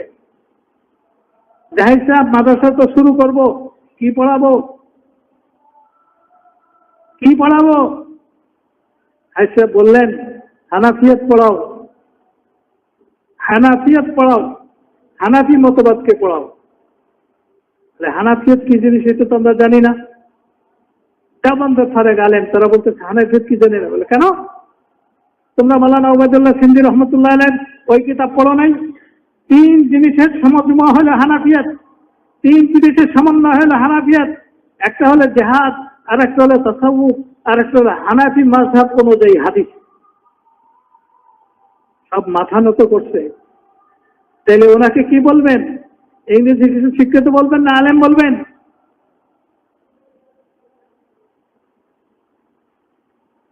যান ওনার দোয়ার মধ্যে শরীক হন। 1.5 থেকে 200 দোয়ার হাদিস, যেই হাদিসগুলোর মধ্যে দোয়ার আলফাজ 1.5 থেকে 200 উনি পড়তেছেন। মেরে মোহতারাম দোস্তার বুজুর্গ,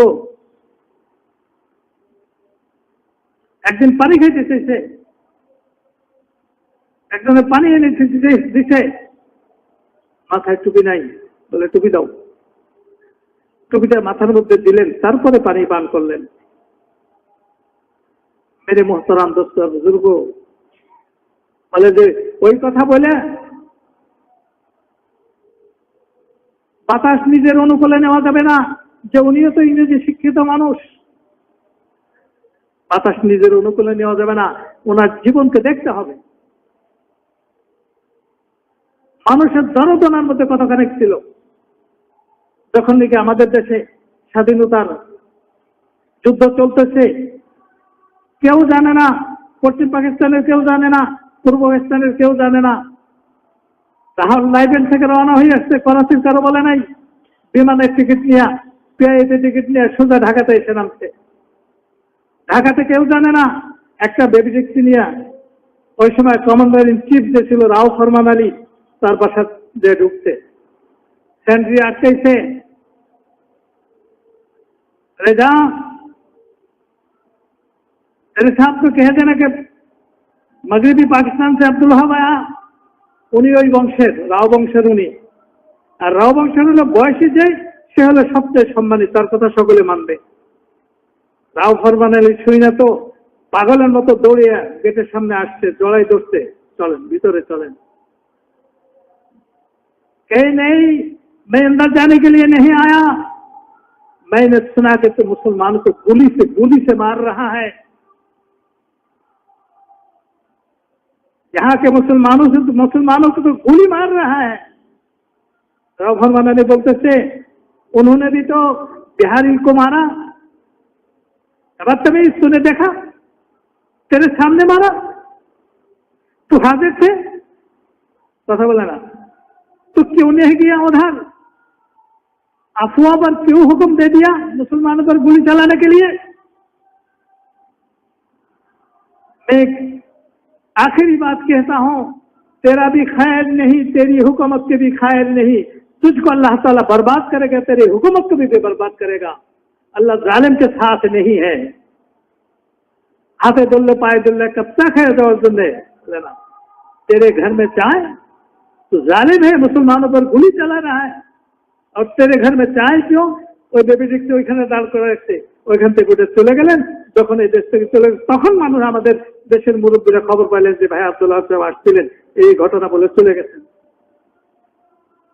মেরে মোহতারাম দোস্ত বুজুর্গ, এখন এই লোকটা খারাপ হয়ে গেছে, এই লোকটা কি হয়ে গেছে, খারাপ হয়ে গেছে। মেরে মোহতারাম দোস্ত বুজুর্গ, ভালো খারাপের সংজ্ঞা আমরা জানি না। ভালো খারাপ হলো আমার মত মতো যাতে হবে সেই হবে ভালো, আমার মতের বাইরে যেতে যাবে সেটা হলো খারাপ। এটা কোনো ভালো খারাপ সংজ্ঞা না। ভালো খারাপের সংজ্ঞা হলো হুজুর সাল্লাল্লাহু আলাইহি ওয়াসাল্লাম বলে গেছেন, মা আনা আলাইহি ওয়া আসহাবি, আমি এবং আমার সাহাবারা যেই মতের, যেই পথের, যেই তরিকার উপরে প্রতিষ্ঠিত, এইটা হলো ভালো, এর বাইরে কোনো ভালো নাই। मेरे मोहतराम दोस्तों बुजुर्गों, আজকে তবলিগের নামে যেখানেই জমা হয়ে যায়, আমি হাসতে হাসতে হাসতে জিজ্ঞেস করলাম, ওলামায়ে কেরাম মেহমানজন কত হইতে পারে? 1000 উপরে হবে। ওকে খানা দানা আছে তো? আছে। তবলিগের নামে একত্রিত হইলে ড্যাগের পরে ড্যাগ বাঁচতে থাকে। মেরে মোহতারাম দোস্তর বুজুর্গ, এক জমানা এমন ছিল নিজের পয়সা দিয়ে রান্না করে খাওয়ার সুযোগ ছিল না। হযরত মাওলানা আলী আকবর সাহেব রহমতুল্লাহ আলাইহি ওনার এলাকাতে 3 দিনের জামাত পেয়ে গেছেন, পাশের এলাকাতে রান্না করছেন। ওই বেদাতিরা এসে রেজবিরা এসে গরম ভাতের পাতিল ওনার মাথার মধ্যে উঠে দিয়ে পিছনে চাবুক দিয়ে পিটাইছে, চল। গরম ভাতের পাতিল মাথায় নিয়ে আসছে। এই জন্য তবলিগ সবার কাছে আজকাল খুব মিঠা লাগে। তবলিগ মিঠা লাগে, তবলিগ ওয়ালাদেরকে মিঠা লাগে, তবলিগ ওয়ালাদেরকে পকেটে ভরতে চাই। মেরে মোহতারাম দোস্তর বুজুর্গ, এক জমানাতে ব্যাগ ছিল না, মৌলভীবাজার ইজতেমা হয়েছে। মৌলভীবাজার ঢাকা মৌলভীবাজার যেটা আছে ওই মসজিদে ইজতেমা হয়েছে। হযরত ইউসুফ রহমতুল্লাহ আলাইহি বয়ান করছেন, 3 দিনের একটা জামাত হচ্ছে। ঢাকার মানুষ কোন মানুষ মসজিদে এই জামাতটা নিতে রাজি হয় নাই, এই নারায়ণগঞ্জের ওই জামাতটা নিয়েছিল। ওই 3 দিনের জামাতটা যারা ইজতেমাতে ছিলেন তাদের মুখ থেকে আমি শুনি। আল্লাহ আবুল ফাতাহ সাহেব রহমতুল্লাহ আলাইহি বলছিলেন, মেরে মোহতারাম দোস্তর বুজুর্গ, এই দেশে আল্লাহ রাস্তাতে বের হওয়ার সর্বপ্রথম জামাতকে আপনারা ঠিক জায়গা দিচ্ছেন। সুতরাং তো ভ্রান্ত মতবাদের সামনে আপনারা মাথা নত করেন না। কারো চোখ রান্না নিতে ভয়ের পাওয়ার কিছু নাই। টাইলস বানায় আজকাল মেশিনে, কি বলে বানায় না, ওদের কাছে যাবেন, যাই দেখবেন যে কিছু টাইলস আছে এ গ্রেডের আর কিছু টাইলস আছে বি গ্রেডের। বি গ্রেড বানাইলো কেন? আরেকে আছে যে আরেকে আমার একটু আত্মীয় হয়, তো ভালোই আত্মীয়, একেবারে গেলে পরিচয় না দিতে পারে এরকম আত্মীয় না। আমি বললাম যে আবার বি গ্রেড বানান কেন? আরে ভাই, বি গ্রেড তো বানাই না, মেশিনে বইলে দেয়,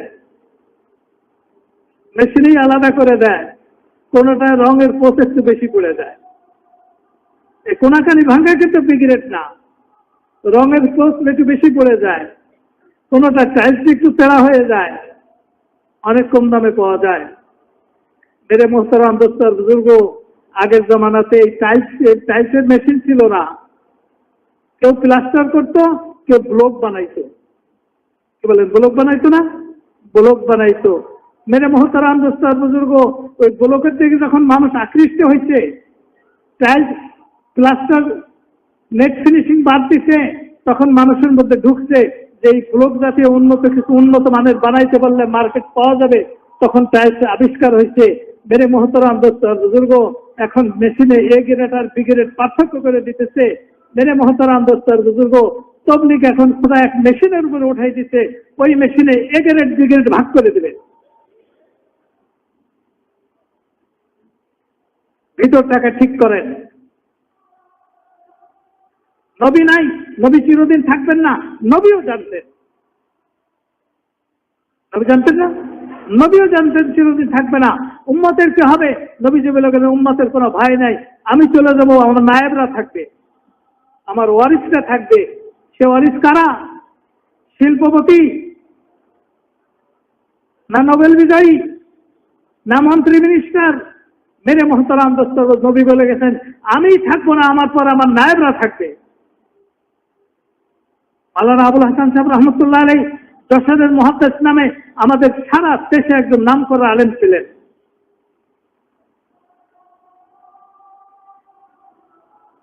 শুধু হাদিস বলতে চাইলে দিন শেষ হয়ে যেত, হাদিস শেষ হইত না। উনি একবার আমাদের বাড়িতে ছোট্ট একটা মাদ্রাসা আছে, ওই মাদ্রাসাতে আসছিলেন। তখন আমরা ছোট, উনি বয়ান করছিলেন। যে কেউ যদি একজন তালিবে ইলমকে ইজ্জত করলো, আজ আল্লাহ নবী বলছেন সেজন্য একজন বনী ইসরাইলের নবীকে ইজ্জত করলো। কেউ যদি একজন আলেমকে ইজ্জত করলো, নবীজি বলে গেছেন সেজন্য 70 জন আলেমকে ইজ্জত করলো। আর গায়ে বেড়াইতেছে যে আলেমদের মাথা বিক্রি হয়ে গেছে। কি বলেন, বলতেছে না ওনাকে? কারা বলতেছে? দয়া করুন, খুব ভালো করে ঠিক নাই, দয়া করুন, খুব ভালো করে ঠিক নাই। এখন পর্যন্ত সবগুলো আমল সেইভাবে করতে পারে না। মুকসুদুল মোমেনের থেকে দাদি যা শোনাইছিল ওইভাবে আমলটা করে। সহি মশলাটা সহি, এখন পর্যন্ত নামাজটা সহি হয় নাই, দাঁড়ানোটা সহি হয় নাই, রুকুটা এক পর্যন্ত সহি হয় নাই। তারা কি সহাইতেছে? আলেমদের মাথা বিক্রি হয়ে গেছে। খালি আপনাদের মাথাটা ঠিক হয়েছে, আলেমদের মাথা বিক্রি হয়েছে। মেরে মোহতারাম দোস্তর বুজুর্গ, অনেক কথাই শুনবেন, অনেক কথাই শোনা যাবে। মেশিন চলতেছে, বিগ্রেড আলাদা হয়ে যাবে। ওই নতুন মার্কেটে এটার জায়গা হবে না, নতুন মার্কেটে কি হবে না? জায়গা হবে না।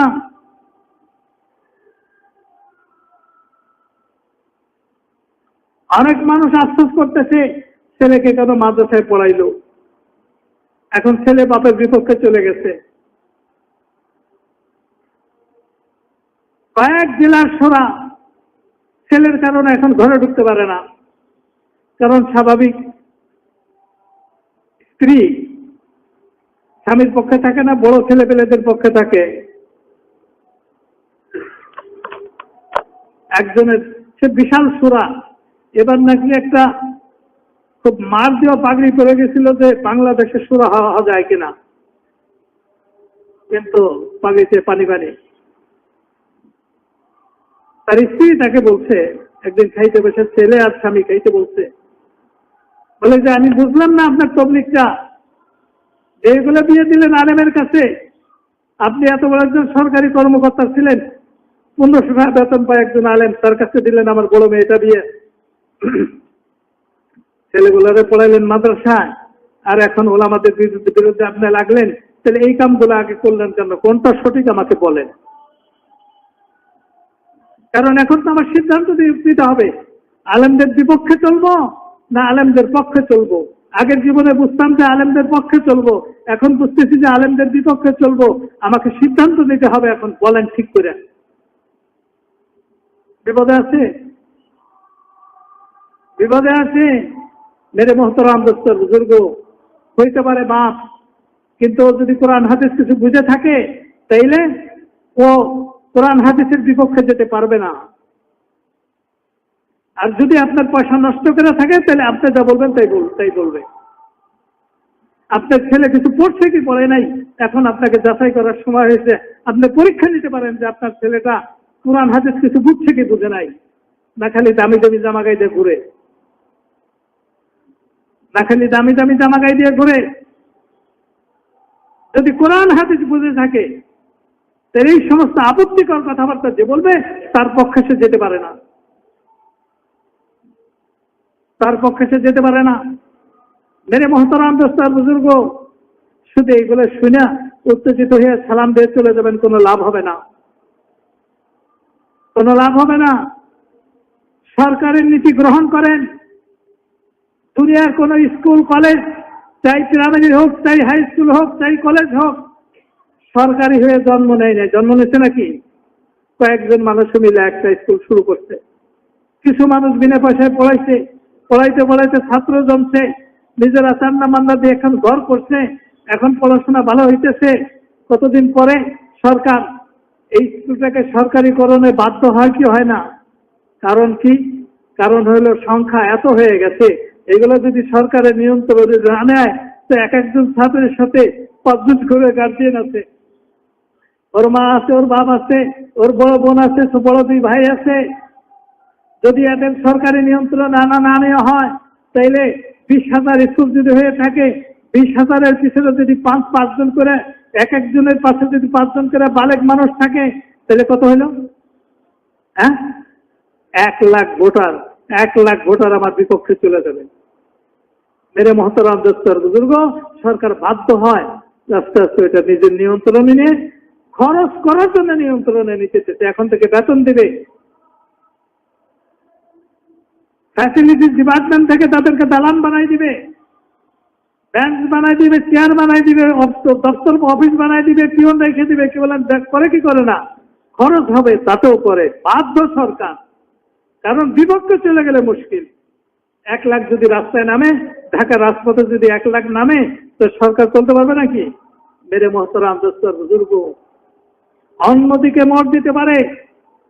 ওলামাদের মেহনতে হোক, ব্যবসায়ীদের মেহনতে হোক, চাকরিজীবীদের মেহনতে হোক, ছাত্র শিক্ষকদের মেহনতে হোক, সকলের মেহনতে হোক, বিশাল একটা মজমা হয়ে গেছে তবলিগের নামে। এখন যদি আমরা এদের সাথে জুড়ে না যাই, মেরে মোহতারাম দোস্ত বুজুর্গ, খুব বেশি দিন নাই যে এই দিন নাকি এই মেহনতকারীরাই একটা বাতিল ধর্ম সৃষ্টি করবে। কারণ এখনই তারা হককে হক বলে মানতে রাজি না, জায়েজকে জায়েজ বলে মানতে রাজি না, হারামকে হারাম বলে মানতে রাজি না। তারা উস্কানি দিতেছে মারামারি করার জন্য, খুনাখুনি করার জন্য, টাকা পয়সা খরচ করতেছে। এই 3 মাসিক জোল গেল, জোলের আগে আপনারা শোনেন নাই, নাসিম সাহেবের চিঠি দেখেন নাই যে আগে পরে যেই হোক, এখন আমরা সকল সরাই মিলা এই জোলের সাথে এই তারিখের সাথে একমত। এই চিঠি পান নাই আপনারা? তার কয়দিন পরে ওয়াসিফ সাহেবের চিঠি পান নাই যে জোল হবে না? মেরে মোহতারাম দোস্ত বুজুর্গ, তাইলে হয়তো নাসিম সাহেব মিথ্যা কথা বলছেন, ওয়াসিফ সাহেব মিথ্যা কথা বলছেন। আমরা তো দুইবার দুইজনে একমত হইয়া আগেরটাও মিথ্যা বলছেন, পরেরটাও মিথ্যা বলছেন। হাদিস পড়েন, মিথ্যাবাদের কোনো আমল আসমানে যাবে না। আর যেই মিথ্যার দ্বারা কারো ক্ষতি হয়েছে, ওই মিথ্যা থেকে যদি খালি মৌখিক তওবা করে, রমজান মাসেও তওবা করে, ইফতারের সময় তওবা করে, যেই মিথ্যার দ্বারা কারো ক্ষতি হয়ে গেছে, এই মিথ্যা তওবার দ্বারা ওই মিথ্যার গুনাহ মাফ হবে না। ওলামায়ে কেরাম আছে, জিজ্ঞেস করেন ওই গুনাহ, যেই গুনার সাথে মানুষের সম্পর্ক, যেই গুনার কারণে কোনো মানুষ ক্ষতিগ্রস্ত হয়েছে, ওই লোকটার কাছ থেকে যতক্ষণ পর্যন্ত মাপ না চাওয়া হবে, এতক্ষণ পর্যন্ত ওই গুনাহ শুধু তওবার দ্বারা মাফ হবে না। কারণ কিয়ামতের ময়দানে আদালত দুইটা হবে, একটা হলো হুকুকুল্লাহর আদালত, আল্লাহর হকের আদালত, আর একটা হলো বান্দার হকের আদালত। আল্লাহর হকের আদালতে যাওয়ার আগে বান্দার হকের আদালতে যেতে হবে, ওইখান থেকে ক্লিয়ারেন্স আনতে হবে। যদি ওইখানে কোনো আপত্তি না থাকে, তাহলে আল্লাহর হকের আদালতে বিচার হবে, নামাজ রোজা হজ যাকাতের বিচার শুরু হবে। আর ওইখানে যদি কোনো মানুষের হক নষ্ট করে এসে থাকে, তাহলে ওইখান থেকে বাইপাস জাহান্নামে চলে যাবে। আল্লাহর হকের আদালতে আসার উপযুক্ততা নাই। ইলেকশনে দাঁড়াবেন, ইলেকশন করবেন নারায়ণগঞ্জে, কিন্তু মেরে মোহতারাম দোস্ত বুজুর্গ, ক্লিয়ার আনতে হবে ঢাকার যে সমস্ত ব্যাংকে আপনার অ্যাকাউন্ট আছে, ওইখানে ক্লিয়ারেন্স লাগবে আপনি ঋণ খেলাপে কিনা। যদি ঋণ খেলাপে থাকেন, তাহলে আপনার যত বড় নেতাই হন না কেন, ওই ঋণ না দেওয়ার আগে আপনার মনোনয়ন করতে কি হবে না, গ্রহণযোগ্যতা পাবে না। মেরে মোহতারাম দোস্ত বুজুর্গ, এই নিয়মটা তো সবাই জানি, কিন্তু মানুষের হক নষ্ট করলে যে তার পরিণতিটা, এইটা আমরা জানলেও মানি না। জানলেও কি করি না, মানি না। কারণ কি? কারণ হইল কোরআন হাদিসকে মানার জন্য যেই পরিমাণে ইমানি শক্তির দরকার, ওই পরিমাণে শক্তি ভিতরে নাই। ওই পরিমাণে কি নাই? শক্তি ভিতরে নাই। মেরে মোহতারাম দোস্ত বুজুর্গ, দাওয়াত ও তাবলীগের মেহনতের দ্বারা মাকসাদই ছিল নিজের ইমানকে মজবুত করা, নিজের ইমানকে কি করা, মজবুত করা। কিন্তু এখন দাওয়াত ও তাবলীগের মাকসাদ হয়ে গেছে গদিকে দখল করা, গদি দখল করা। আল্লাহ তাআলা আমাদেরকে মাফ করে দেয়। দাওয়াত ও তাবলীগের মেহনতের মাকসাদ ছিল ইবাদতের মধ্যে জান পয়দা করা। ইবাদতের মধ্যে জান কি করে আসবে? ইবাদতের মধ্যে জান আসবে সুন্নতের পাবন্দির দ্বারা, ইবাদতের বাইরের জীবনে অধিক পরিমাণে আল্লাহ তাআলার জিকিরের মধ্যে মশগুল থাকার দ্বারা। কি বলবো, মানে ফতোয়া দিয়ে দিচ্ছেন, মাদ্রাসাতে পড়ায় যারা বেতন নেয়, তাদের এই কামাইটা বেশ্যাদের কামাইয়ের চেয়ে বেশি খারাপ।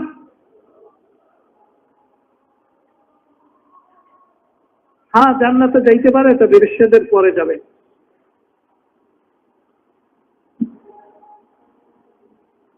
এটা কোন নবীর হাদিস না, হায়াতুস সাহাবাতে যেখানে আছে সেখানে হযরত ওমর রাদিয়াল্লাহু তাআলা আনহুর কওল। এখন হযরত ওমর রাদিয়াল্লাহু তাআলা আনহুর কথা কিনা তাও চিন্তার বিষয়, কারণ যার থেকে এই কওলটা নকল করা হয়েছে হেলাল ইবনে মুহাল্লা, দুনিয়ার যত মশহুর মুহাদ্দিস আছে, ইয়াহইয়া ইবনে মাঈন, আব্দুল্লাহ বিন মুবারক, ইমাম বুখারী, সর্বসম্মতিক্রমে সুফিয়ান সাউরি, সুফিয়ান ইবনে উয়াইনা রাদিয়াল্লাহু আনহুমা সর্বসম্মতিক্রমে সে হলো মিথ্যাবাদী। ওনার কাছে কি খবর আছে? উনি তো আরবি লেখা দেখলেই মনে করে যে হাদিস। রাবিকে তার অবস্থান কি, কি কি অবস্থান হলে হাদিস গ্রহণ করা যায়, কি কি অবস্থানের হলে তার হাদিস গ্রহণ করা যায় না। ওনার জীবনে বেশি ব্যস্ততার কারণে এগুলো জানার সুযোগ হয় নাই। আপনি তো এই কথাটি বলতে পারতেন না, বলে তাহলে হযরত ইউসুফ রহমতুল্লাহ কেন লিখছেন? মেরে মহতরাম দোস্ত আর বুজুর্গ, এমন কোন কিতাব আপনি বের করতে পারবেন না যার মধ্যে একটা দুটো ভুল না আছে।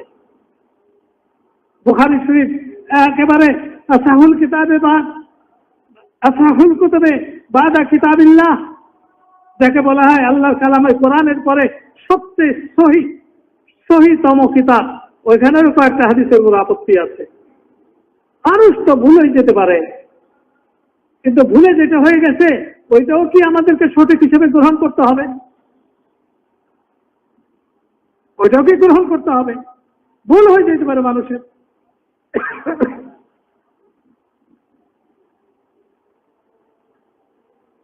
হযরত আবু বকর রাদিয়াল্লাহু তাআলা আনহুর একটা ফয়সালা সঠিক ফয়সালাই, কিন্তু হযরত ওমর রাদিয়াল্লাহু তাআলা আনহুর রায়ের তুলনায় এইটা একটু দুর্বল।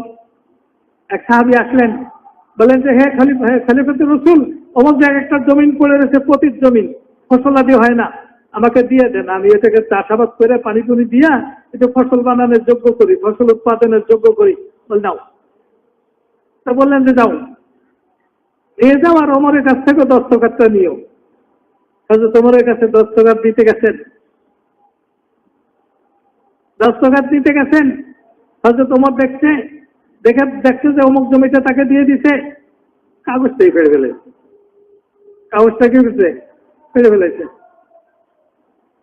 ওই লোকটার কলার ধরে নিয়ে আসছে আবু বকরের কাছে, কারণ জানে যে আমার নামে যে বিচার দেবে, যার দরকার নেই, আমি যাই, ওরে লই যাই। কারণ হযরত ওমর রাদিয়াল্লাহু তাআলা আনহু ফেতনা খুব দমন করার বুদ্ধি ছিল ওনার। কেউ যদি ওনার সামনে কোনো কারো দোষের কথা বলতো, তা বলে যে বসো, এই যাও তো অমুককে ডেকে নিয়ে আসো। তো সে আসলে বলতো যে এখন বলো, এখন বলো। এই জন্য হযরত আয়েশা সিদ্দিকা রাদিয়াল্লাহু তাআলা আনহা ওনার বাবার সম্বন্ধে বলেন নাই, হযরত ওমর রাদিয়াল্লাহু তাআলা আনহু সম্বন্ধে বলছেন যে ওমরের জীবনী খুব বেশি করে তোমরা আলোচনা করো, ওমরের জীবনীটা হলো দিন।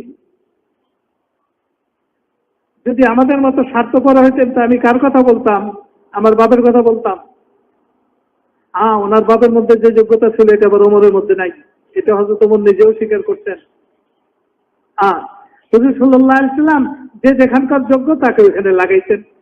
ইমামতিতে লাগাই দিয়ে গেলেন আবু বকরকে, ইমামতিতে লাগাই দিলেন কারে? আবু বকর। বিভিন্ন জায়গায় সেনাপতি বানাইতেন কাকে? খালিদ বিন ওলীদকে, আবু উবাইদা বিন জাররাহকে, আবু জাহাল এর পুত্র আকরামা রাদিয়াল্লাহু তাআলা আনহুকে।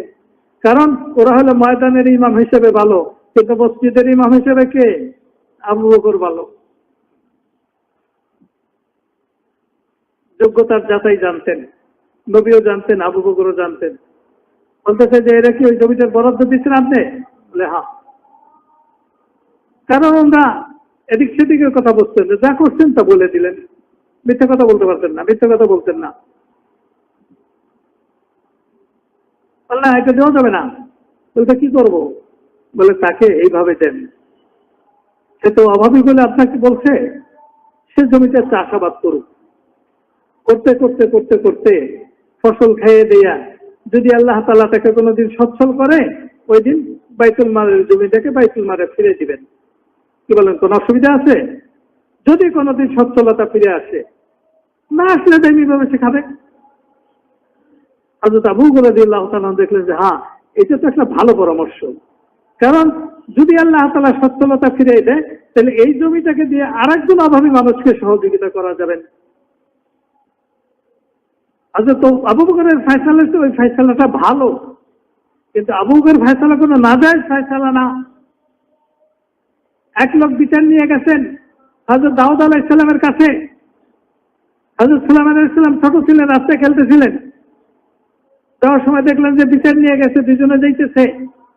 দাউদ আলাইহিস সালামের কাছে বিচার দিছে যে আল্লাহর নবী, ওর বকরির পাল, সে রাত্রে এটাকে আটকায় রাখে না, হেফাজত করে নাই, আমার পুরা ফলের বাগানটাকে শেষ করে দিতে, আঙ্গুরের বাগান খাইছে, পাড়াইছে, একেবারে মাটির সাথে মিলাই দিতে।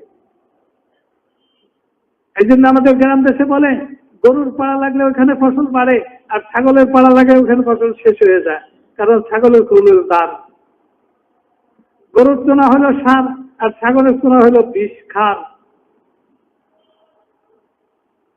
मेरे मोहतराम दोस्तों बुजुर्गो, दाऊद हिसाब तुम्हारा तो क्षति जाओ, तुम बकरी टुकरी पाबा ना, बकरी ओनार तुम जाओगे।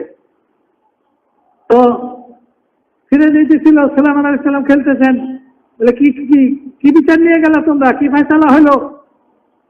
বলে যে বিচারটা ছিল ওনার বকরিতে ওনার আমার আঙ্গুরের বাগান পাড়াইয়ে চেটকে খাইয়া নাশ করে ফেলাইছে, আর কোনো ফল আর আসবে না। তখন নবী বিচার করে দিচ্ছেন, বকরি আমাকে দিয়ে দিচ্ছেন, জরিমানা ওনারই গেছে। বলে যা, এ বিচার হবে না, চলো আবার চলো। যে আব্বাকে বলছেন না, এইভাবে বিচারটা করেন না, দেখেন এইভাবে করা যায় কিনা। যতদিন পর্যন্ত এই বাগানটা ঠিক না হবে, এতদিন পর্যন্ত এই বাগানওয়ালা বকরির দুধ সবকিছু খেয়ে তার সংসার চালাবে। আর ওই লোকটা যদি যত্ন করে ওই বাগান ঠিক করে দিতে পারে বা নতুন বাগান লাগাই দিতে পারে, যখন এরকম ফল ধরাযোগ্য হবে তখন বকরিওয়ালারা বকরি দিয়ে দেবে, বাগানওয়ালা বাগান পেয়ে যাবে। মুফাসসিরিন লেখেন, হযরত দাউদ আলাইহিস সালামের এই ফয়সালাটা কোনো ওহীর মাধ্যমে ছিলেন না, উনিও চিন্তা ভাবনা করে ইজতিহাদ করে করছিলেন। তো বুঝটা দাউদ আলাইহিস সালামের চেয়ে সুলাইমান আলাইহিস সালামের বুঝটা হলো বেশি উপকারী। কেউ বঞ্চিত হয়নি, কেউ ক্ষতিগ্রস্ত হয়নি। মেরে মোহতারাম দোস্ত বুজুর্গ, পার্থক্য থাকবে, কিন্তু কোনোটাকে নাজায়েজ বলা যাবে না। হযরত আবু বকর রাদিয়াল্লাহু তাআলা আনহুর ফয়সালাটাকে নাজায়েজ বলা যাবে না, কিন্তু হযরত ওমর রাদিয়াল্লাহু তাআলা আনহুর ফয়সালা যেটা, এটার উপকার আরো ব্যাপক। এটার উপকার কি আরো ব্যাপক। মেরে মোহতারাম দোস্ত বুজুর্গ, এই জন্য এখন সারা দেশে ছড়াই পড়ছে। এখন যদি ওলামারা এই কামের সাথে জুড়ে না যায়, তো এই কামের মাধ্যমে বদদিন ছড়াবে।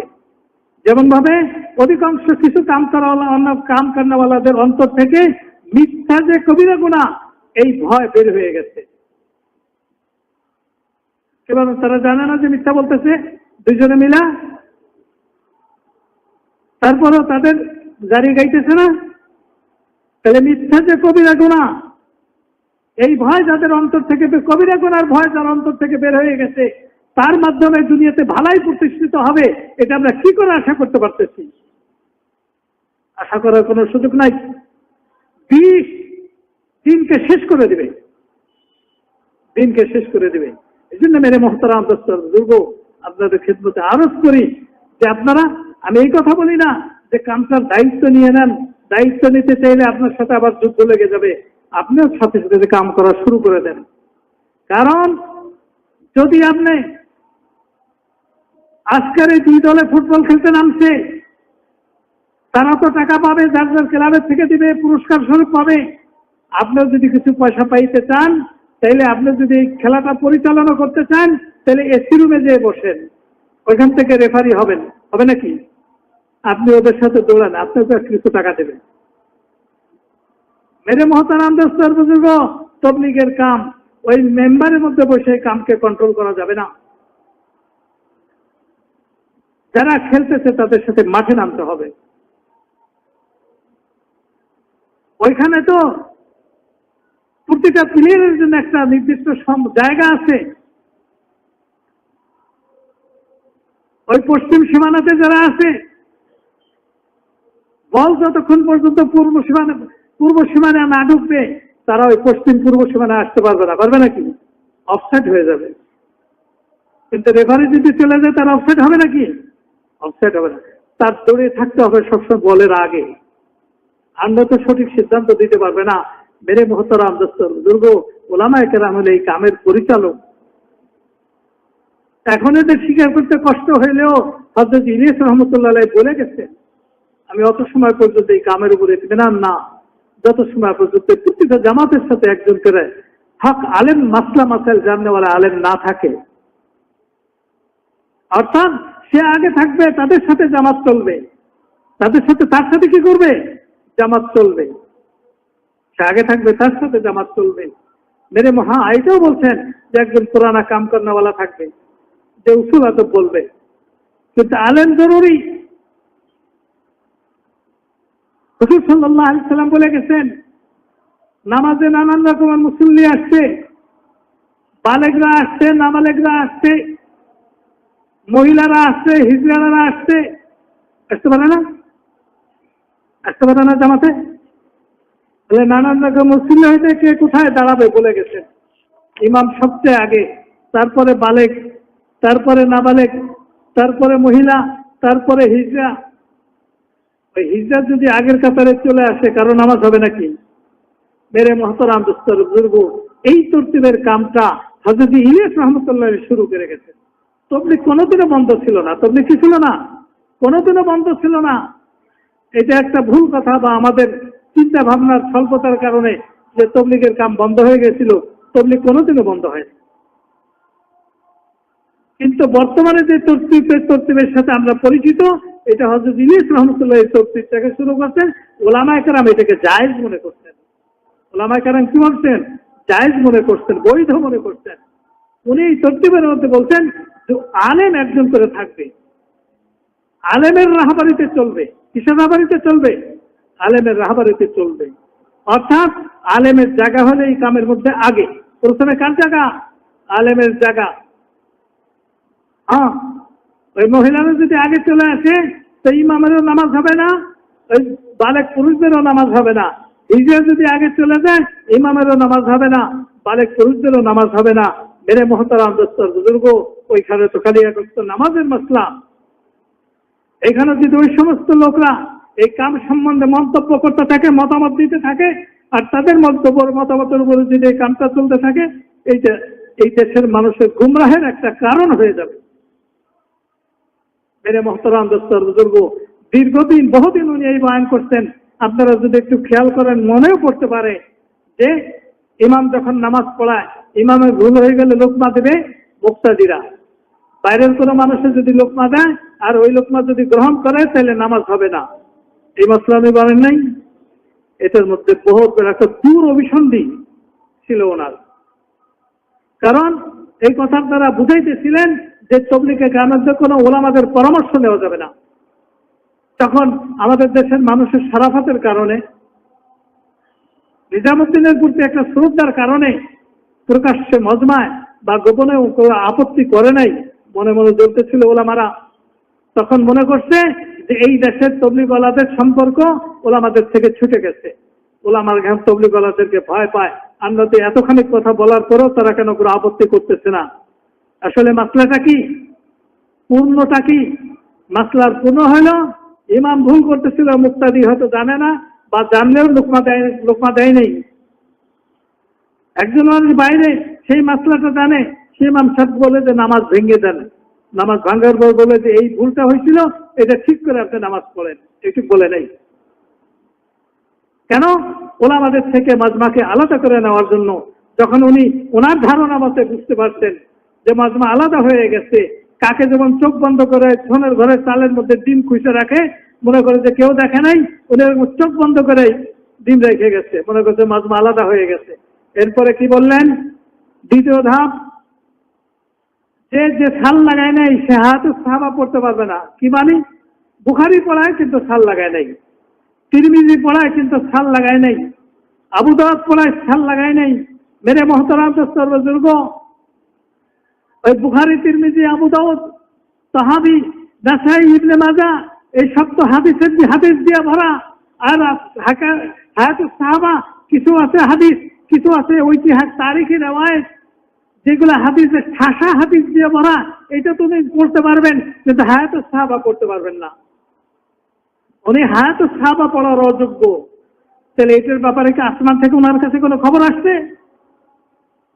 যে উনি হায়াতুস সাহাবা পড়তে পারবেন না? উনি পড়লে কি সমস্যা হবে?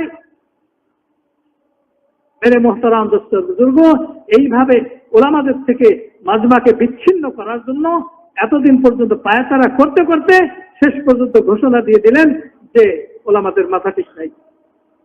ওলামাদের কি নাই? মাথা ঠিক নাই।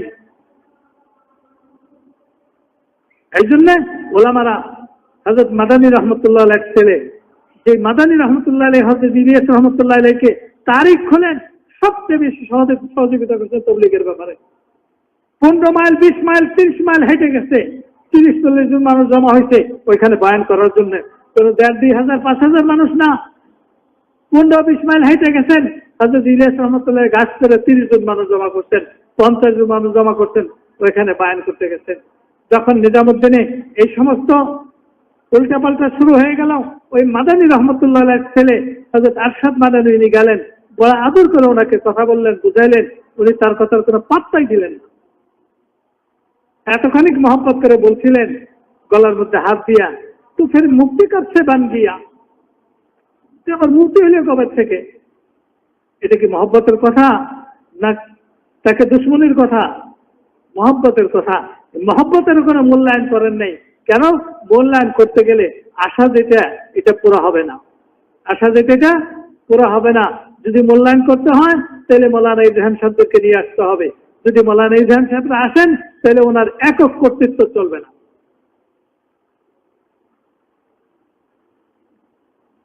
দেশ যতই ছোট হোক না কেন,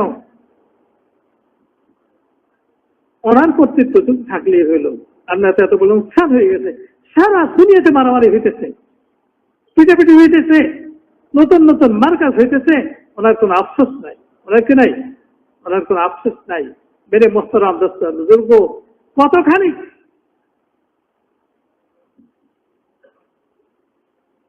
সুখ নামরের মানুষ হইলে তার চোখ কোনো আফসোস থাকে না যে তবলিগের নামে মসজিদে মসজিদে মারামারি হইতেছে। মানুষ অমুসলমানরা এখানে হাসি তামসা করতেছে, হাসি ঠাট্টা করতেছে, ফিরানের ঠেকানের কোনো বাস্তব কোনো পদক্ষেপ নাই। আমাদের এখান থেকে যে ইজতেমার আগে 5 জন মানুষ গেছিলেন, আপনারা শুনছেন না? মাওলানা জুবাইর সাহেব, ওয়াসিফ ভাই, মাওলানা ওবায়দুল্লাহ ফারুক সাহেব, মাওলানা মাহফুজ সাহেব, এই 4 জনের কথাই হয়েছিল। উনি বললেন যে আমি আরেকজন নিয়ে যাবো। সমস্ত বললে ঠিক আছে, আপনি নিয়ে যান। মাওলানা সাহেব সাহেবের কাছে গেলেন, ইজতেমার দাওয়াত দিলেন, বলে যে আমি কবুল করলাম, আমি যাব। এরপরে বললেন তাইলে আপনি ওনাদেরকে একটু সাথে করে নিয়ে আসেন। উনি পরিষ্কার বলে দিলেন, ও ভি যায় मैं भी যাও, এ বিলকুল মুমকিন नहीं है। তারাও যাবে, আমিও যাব, এটা একেবারেই অসম্ভব। তারা কি এত খারাপ হয়ে গেল? সব শোনেন, এই কাফেলা মাওলানা ইব্রাহিম সাহেবের কাছে গেল, ওনাদের কাছে। মাওলানা ইব্রাহিম সাহেব বললেন যে ভাই দেখো, আমরা এখন নিজেদের মধ্যেই আমাদের দূরত্ব সৃষ্টি হয়ে গেছে। মানুষের ভিতরের অবস্থার আসর পড়ে মজমার মধ্যে।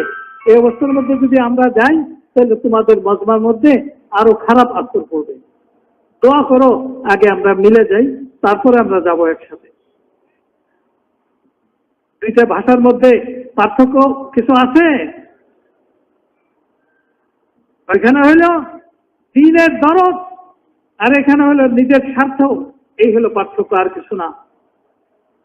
মেরে মোহতারাম দোস্ত বুজুর্গ, ওলামায়ে কেরামদেরকে আমি আরজ করি যে আপনারা এই কামটার সাথে লেগে যান।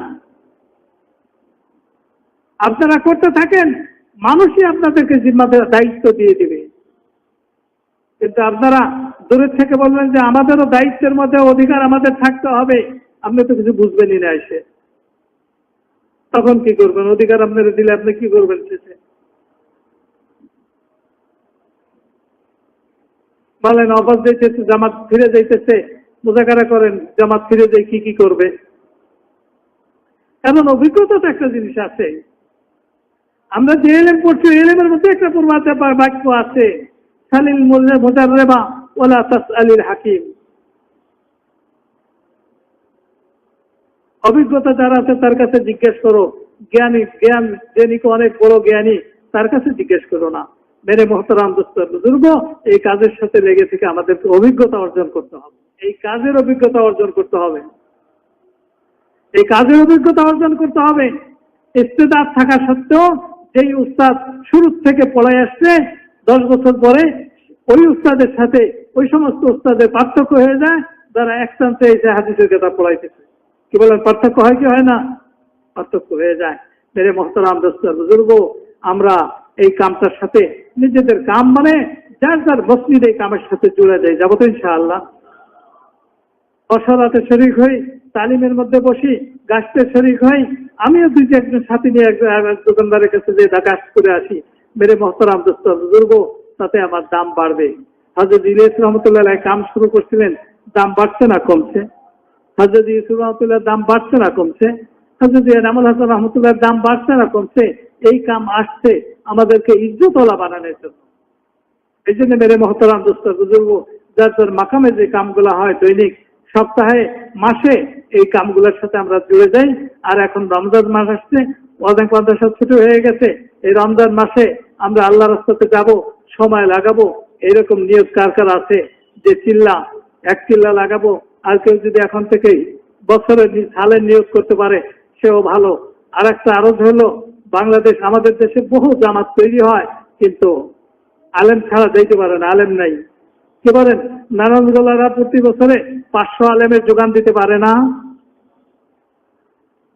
3 চিল্লা হইলেও চলে, সাল হইলেও চলে। সাল লাগাইছে, 3 চিল্লা দিছে, এরকম আলেমের সংখ্যা নারায়ণগঞ্জে 500 হবে না? কি বলেন? কি হলো, কত সংখ্যা আপনাদের ওলামাদের? হ্যাঁ,